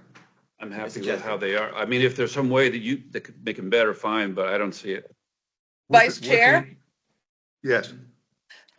Question for our zoning officer, Jamie. There's 5 feet from the front of the foundation and from the front of where the garage that's door is incorrect. going to be. It's, Okay, it's 5 What is feet it? from the overhang. Okay. How many feet is it from the front of the garage doors to the street? The street or to the lot line? To the lot line. I'm sorry, to the lot line. From the front of the garage to the lot line. 6 feet. Okay. There has been no request to also get a variance from the zoning ordinance that requires the driveway to be how many feet, zoning officer Jamie?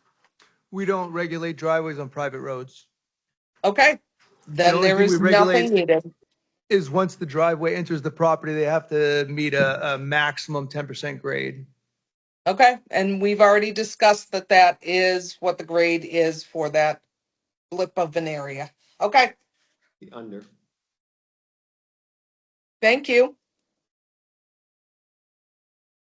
My biggest concern with the setback would be addressed with the easement. Deeded easement? Yeah. Right. Like I said, I have not spoken with Ms. Gould ever in capacity or communicating with her. If she's indicated she's willing to approve that, then she'll have an email from me on Monday with an easement. And if she says I'll sign it, then we'll come back and say, here it is. And mine is to what I think that Jones has said, which is that everybody that's done this, whether by sweat equity or by alleged investment, has never done it. And so from my point of view, I'm a no.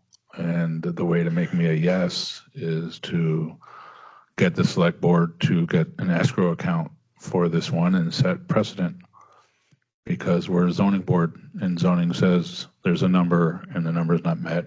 And that may be old fashioned, but the number is, we need to make sure as a community that we care until there's a fire, and then all of a sudden we should have cared. Understood. I'm saying the setbacks aren't met, and the setbacks to what they were saying is that every other person that's built has said that they had to be, Jamie can use the words better, but they had to do certain things to improve the road.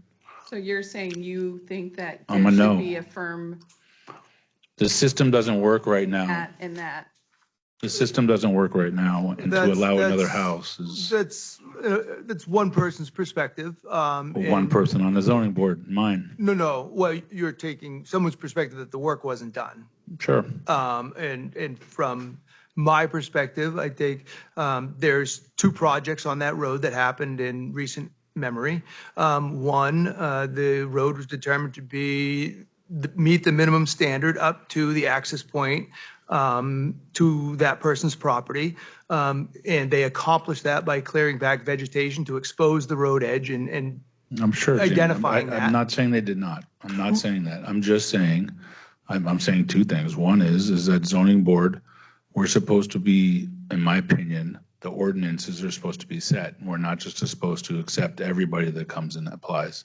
And so the higher the percentage of yeses, one questions whether or not you should be on zoning board, or should there even be a zoning board? Because once it's 100% acceptance of every application, why have a zoning board? Well, And then you the still have second a side of- zoning board, but you change zoning to accommodate the approvals. And I'm just a member of the zoning board, and I'm not on select board. So when I hear the, Applications meet the criteria for, but the, they're all going to be approved, right? but the detriment to the community is what I hear. What I hear is detriment to community. If I could interject, Vice Chair, as the Vice Chair of the Select Board, I can only share with you that there has not been an application that was approved for building on a Class 6 road without following the Class 6 road policy. There are multiple levers that go along with that policy. There are multiple checkoffs and sign-offs that occur with that policy, and that policy has not been deviated from. There was one instance on a private Class 6 road where the foundation company poured the foundation that I can recall 1.7 inches too close to where it should have been. And the applicant came back and requested relief from that and was granted it. So I understand there are varying opinions on Class 6 road building. That is not under the purview of this board tonight. Yeah, if I can interject also, I mean, you go back to the history of zoning applications, these criteria came from the Supreme Court because there was just too much Correct. inconsistency from town to town. So, and keeping minutes, there was issues with, well, did they discuss that or not? So we can only approach this application through the prism of these criteria. So I'm just want to make sure that if you're going to deny, which is your right, that if what I was unable just on the fly to figure out, Mr. Fairfield, what you're saying, how that comports with the criteria, because when if you deny it based on something that's outside of this criteria, it's an exercise of futility, because when the court looks at it, they'll look at the record and say, well, if your denial is not based on this criteria, then it's per se arbitrary and unreasonable, which is not to say that what you're suggesting is unreasonable. It's just to say we can only address these applications through the prism of these criteria. Correct. That's the application. If you deny it based on that, that's your right. That's fine. And that's up to my client to decide if they want to challenge that decision. But So when 2 of the abutters come up and say that this is detrimental to the neighborhood, which is what I heard the Joneses saying. It's not only I mean, I haven't voted yet, but I am saying what I heard and I clarified was that there are issues which are detrimental to the community, which But which are about based the on application? distances, which are actually About the- footage distances in related to this application. And the vice chair has been asking about, were you to make this house narrower and taller and therefore making the setback number more in line with the required ordinance?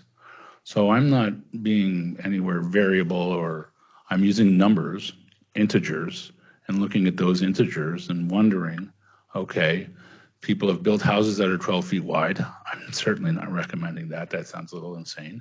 But apparently people have done so. And so that would make the setback numbers fall more in line. But is there concern over with setback? And there was more about the road. I just want to clarify a couple of things. So when you're talking about abutters are the direct people. Sure. And there's only one abutter here that's spoken up, which Okay. is across the street.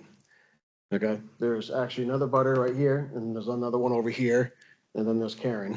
And so you haven't heard from the other two. The Jones live over here. Okay. Thank you. So I just want to clarify when you talk about abutters versus neighbors. I got it. Thank you I used the wrong term, and I am aware of the term, but thank you very much. So members of not only the community, but also apparently elected member of the voted small neighborhood, yes. neighborhood where they take probably fees and an HOA fee. And so everybody's very aware of where property lines start, especially if you're plowing. So again, I brought up the point of before I put in a motion, and this is the reason I put in the motion, I'm not insensitive. I don't believe I'm insensitive, or I would have put the motion in.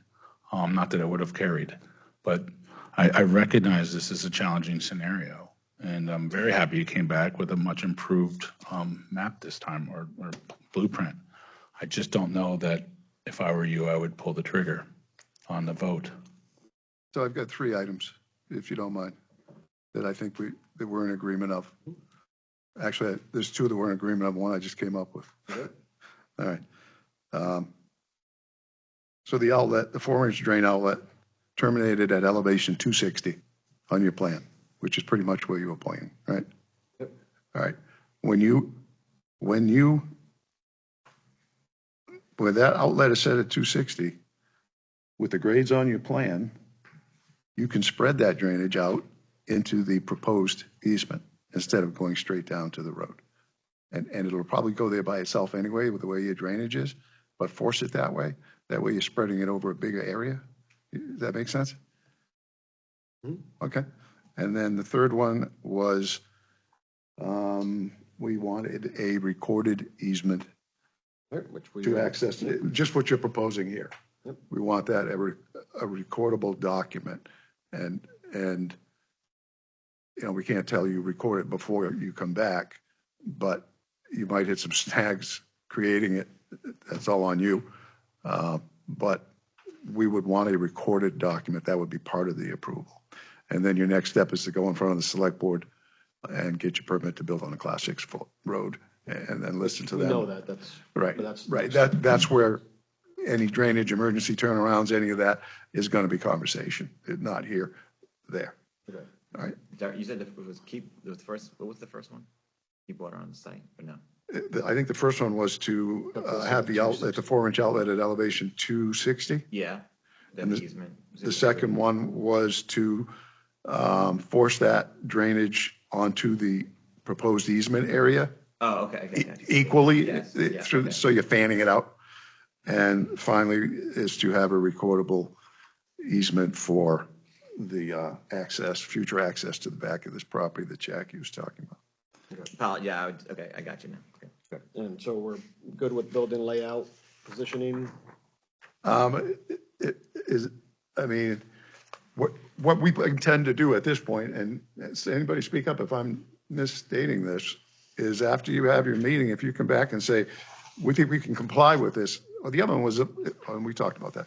If you come back and say, we can comply with what you want to do here and we want to extend the meeting, we'll have a vote on that. Am I right? Or is somebody going to make a motion to approve or deny? No, I have a quick, so you're saying if they come back with those three changes, you're likely to approve the variance request? Is that what you're saying? It has to be, I'm sorry, I left one out. CMA, I want a CMA review.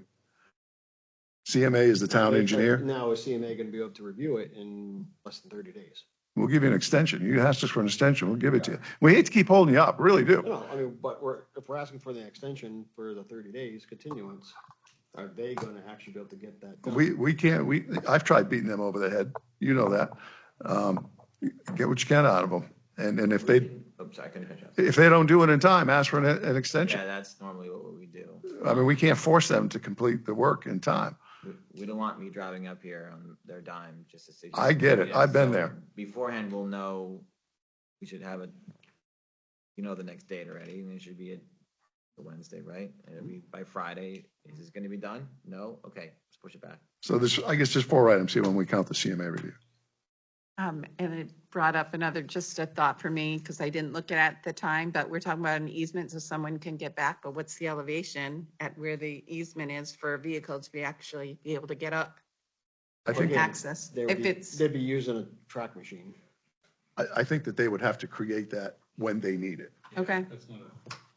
And that's customary. It's Yeah. like, we don't need it, leave it alone. Now we need it. Now we've got to do something. So Wishes come out later. I just want to make sure there's not like boulders in the way stopping access to it. well, there is, but they'll have to move them or grade over them or something. They'll have to use that as their access. All right, so let's go and just talk real quick. Sure.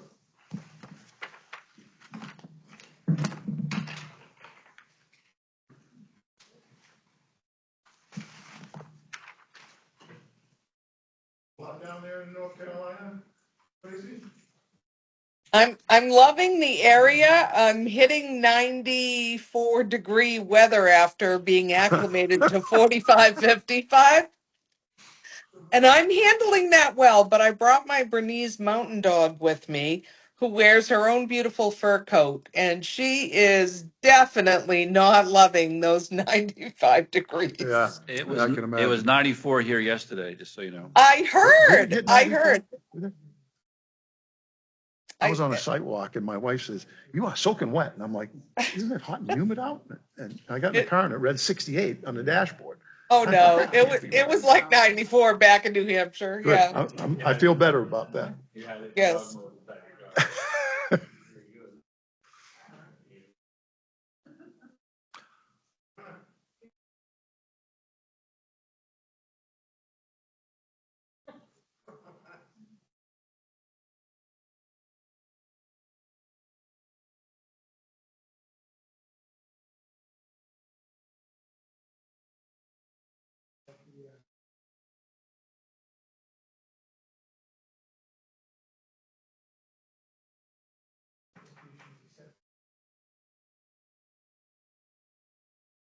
That's not in stone.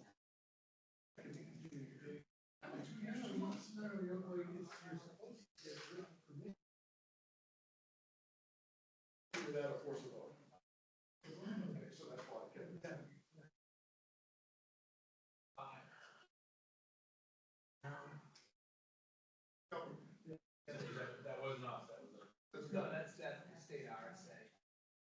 State constitution. Why would you want to change?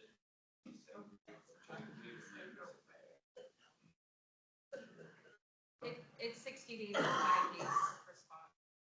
It's written for approval. It's a weird number, but it.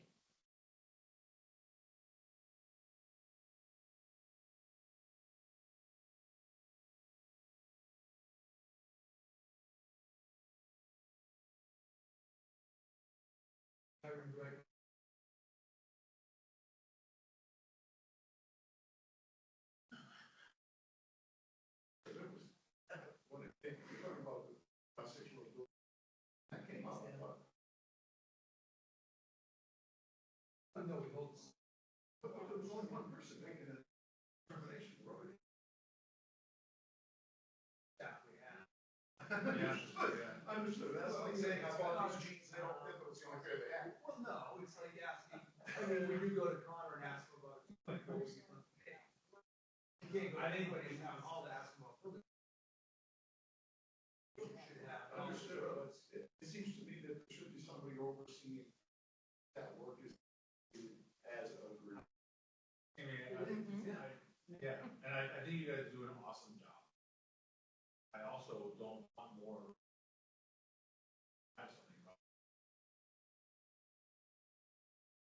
I wasn't suggesting a new position. But I do get that it's really difficult to say, okay, how much per hour? That's Person why does it's it their not, own. that's why it's not expenditure. That's why the committee that came up with this, like board policy, which I completely disagree. The old system was signed by me. You were on a certain 6 road, and if the fire truck couldn't make it, you're on your own. And, and I like that, you know, nobody's had a problem getting fire truck stuck. There's never been anybody that perished because it's never been a problem. I was against the policy. One, because it's two, I think it's unfair. Three, I just don't like it. Four, Wait, what was five? I just more stuff. I know, I was wondering what five was. Five is going on. So how do we reverse that? You get the select board, it's a select board policy based on state law. And so it needs to be revised with an RSA change by July. And so Ernie and I have been trying to tweak it. And so, you know, if you're in favor of it going away, you know. Because it puts a burden on us. I don't understand that, you know. Get your entire community together. Well, But- I'm on New Hampshire Public Policy. I'd love to talk to you Yeah. about it. But No, I'm just saying, you like, have to have a conversation with me. yeah, I'd love to have a conversation with you. I'm just saying, every other private, And I- I've reached an impasse with you, and I'm a resident, and I'm a community member. and Emails or telephone calls. Yeah, I'd love to talk about it. Right. I'd love to work with you on it. But yeah. I mean, it's not my policy. the public disagreements are not. If you have an opinion and I have an opinion, I think we have the ability to have this. If you have an opinion and I will call them facts from the town, I share those. You know, and I'd love to go into, I think it's interesting and beneficial to talk it out. Your opinions, I think, are accurate to what happens, seems, and that's, Sure.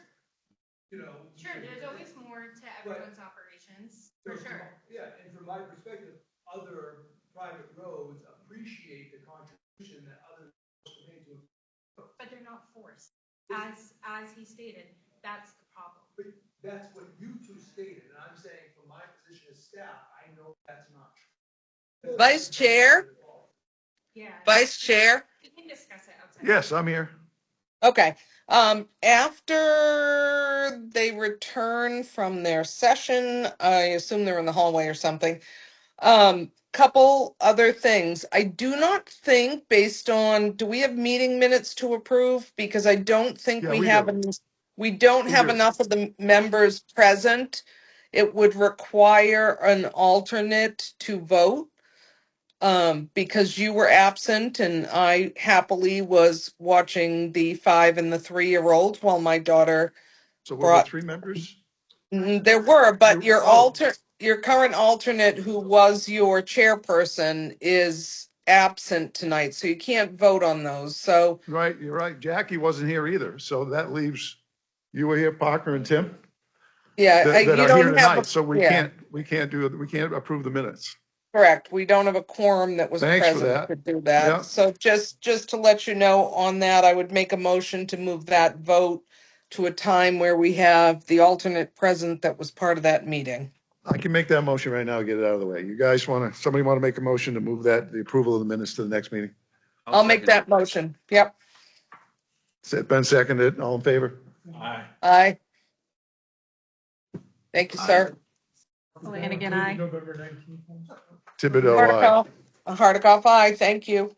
You got November minutes that nobody wants to approve. I think someone's gonna step up and say you're gonna approve them, whether you were there or not. November minutes were not approved? No, Yeah. you kick them down the road, 'cause you've never had enough people there. What? You know. Jamie, I saw give that in us my the packet, and I names. threw it out because I thought it was an error.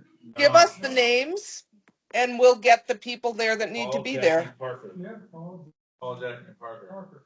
To approve We're the present? November minutes? Yeah, I November thought that 19th was- minutes. I'll make a motion, we approve the November 19 minutes. Jackie? Seconded. Aye. Aye, yes. Parker, Aye. aye. Aye. Thibodeau, aye. Those are approved. All right. Nice. Thank you. Problem solved. Thank you. First I heard of it, but okay. You're right, it is on Yeah, here. pull their hair Re- out. Review and approve the 19, yeah. When they get to be 1 year old, they're sweeter to approve. I'm going to continue on with new business since we have time. I want to make a motion, I want to nominate someone for chair because Alex cannot be chair because she's on the select board chair. She can't do both. So we need a new chairperson for this board. Is there anybody that wants to volunteer, Tracy? Tracy Artikoff, I second. I second Tracy. You second, It's- Tracy? This seems All to in be favor? your absence, so yeah. Flanagan, aye. Thibodeau, aye. Kraft, aye. Fairfield, aye. Thank you, Tracy. You're the chair. Vice Hardikoff chair? recuses on that vote. I just want that notified. You get back from North Carolina. We got a meeting next month. Yeah. Anybody want to nominate a vice chair? I would nominate Paul Thibodeau to be vice chair. I'd second that. Fairfield, aye.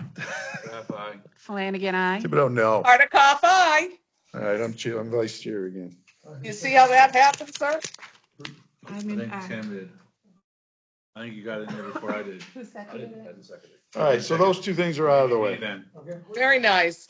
There's a great training BEA did on planning and zoning, and if you let it play in the background while you're baking or doing other work, it was super helpful and to the point. I think there were 3 small sessions, less than 3 hours. If anybody gets bored and wants us to forward that off to you.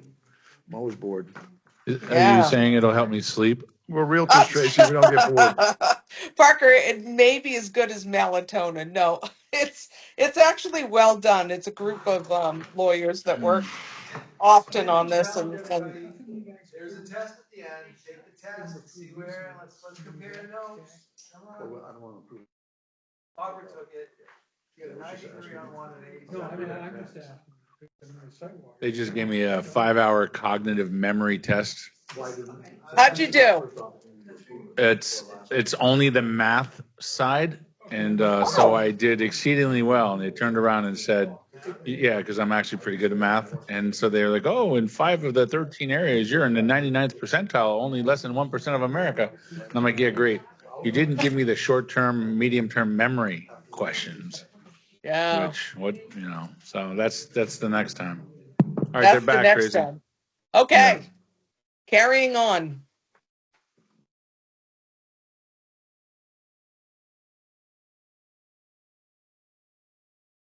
I can't hear anything if anybody's talking. No one is. Oh, okay. I was like, you guys are like a postage stamp on the screen because you still have the plans for Oh, the home up there. So all I'm seeing Jamie is can like, fix that. How's okay, that?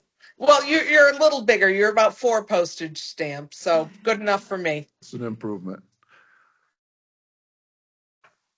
Yes, thank you for that brief continuance.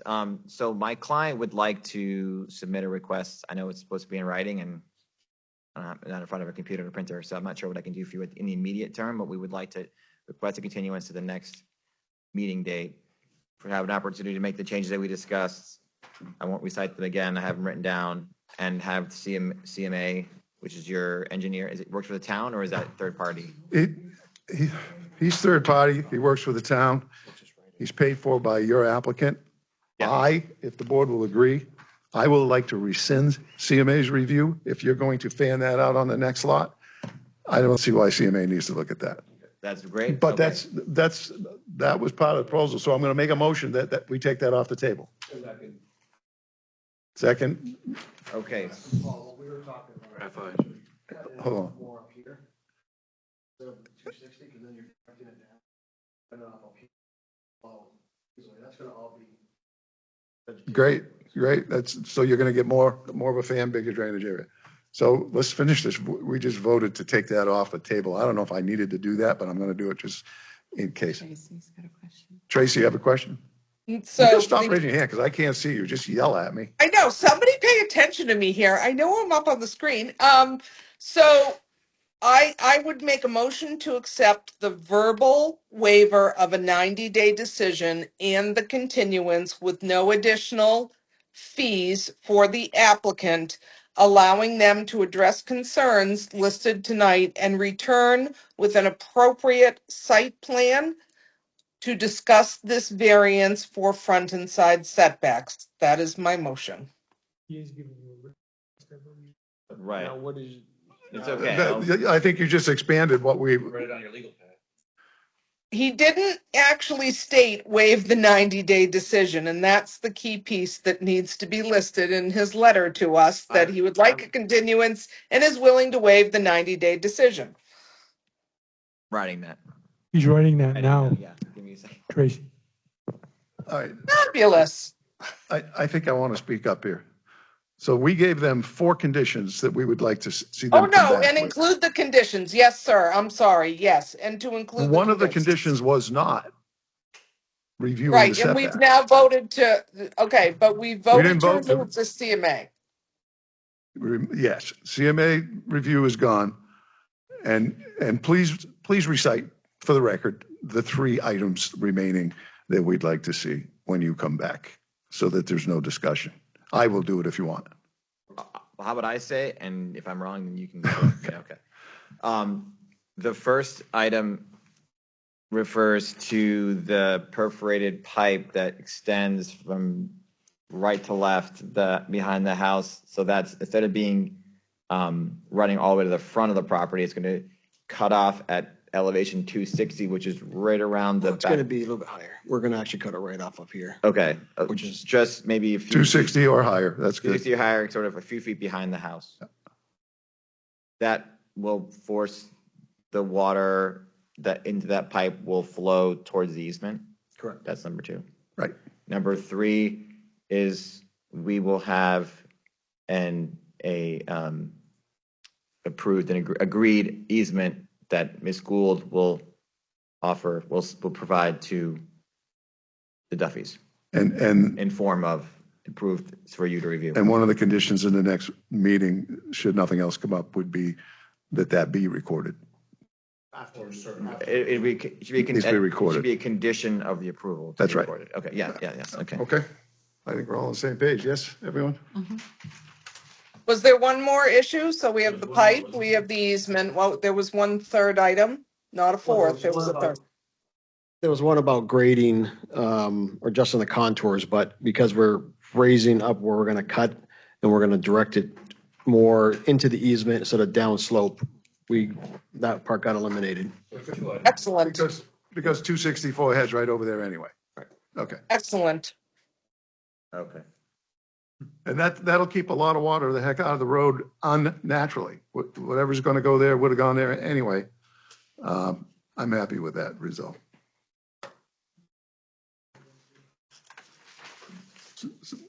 Are we all good?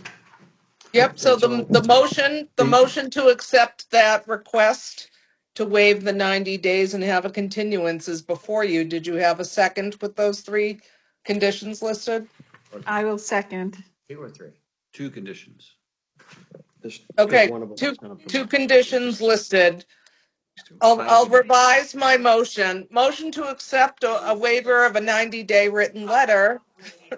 Hold on a second, Trace, Okay, go ahead. please. Talking about that grading is the third, just keep that on there so that it's, So that it Look works. at it more? yes. Okay. All right, so, yeah, okay, so we're gonna keep the looking at the grading over there just to make sure that it's gonna work. You're Okay. talking about onto The the water. easement Yes. drainage If there area. needs to be grading to get it to the easement, then if you want that as the second condition, then that. Yeah, we definitely want it to work. So whatever it's going to take designing to get it over there would be what we're after, a workable plan.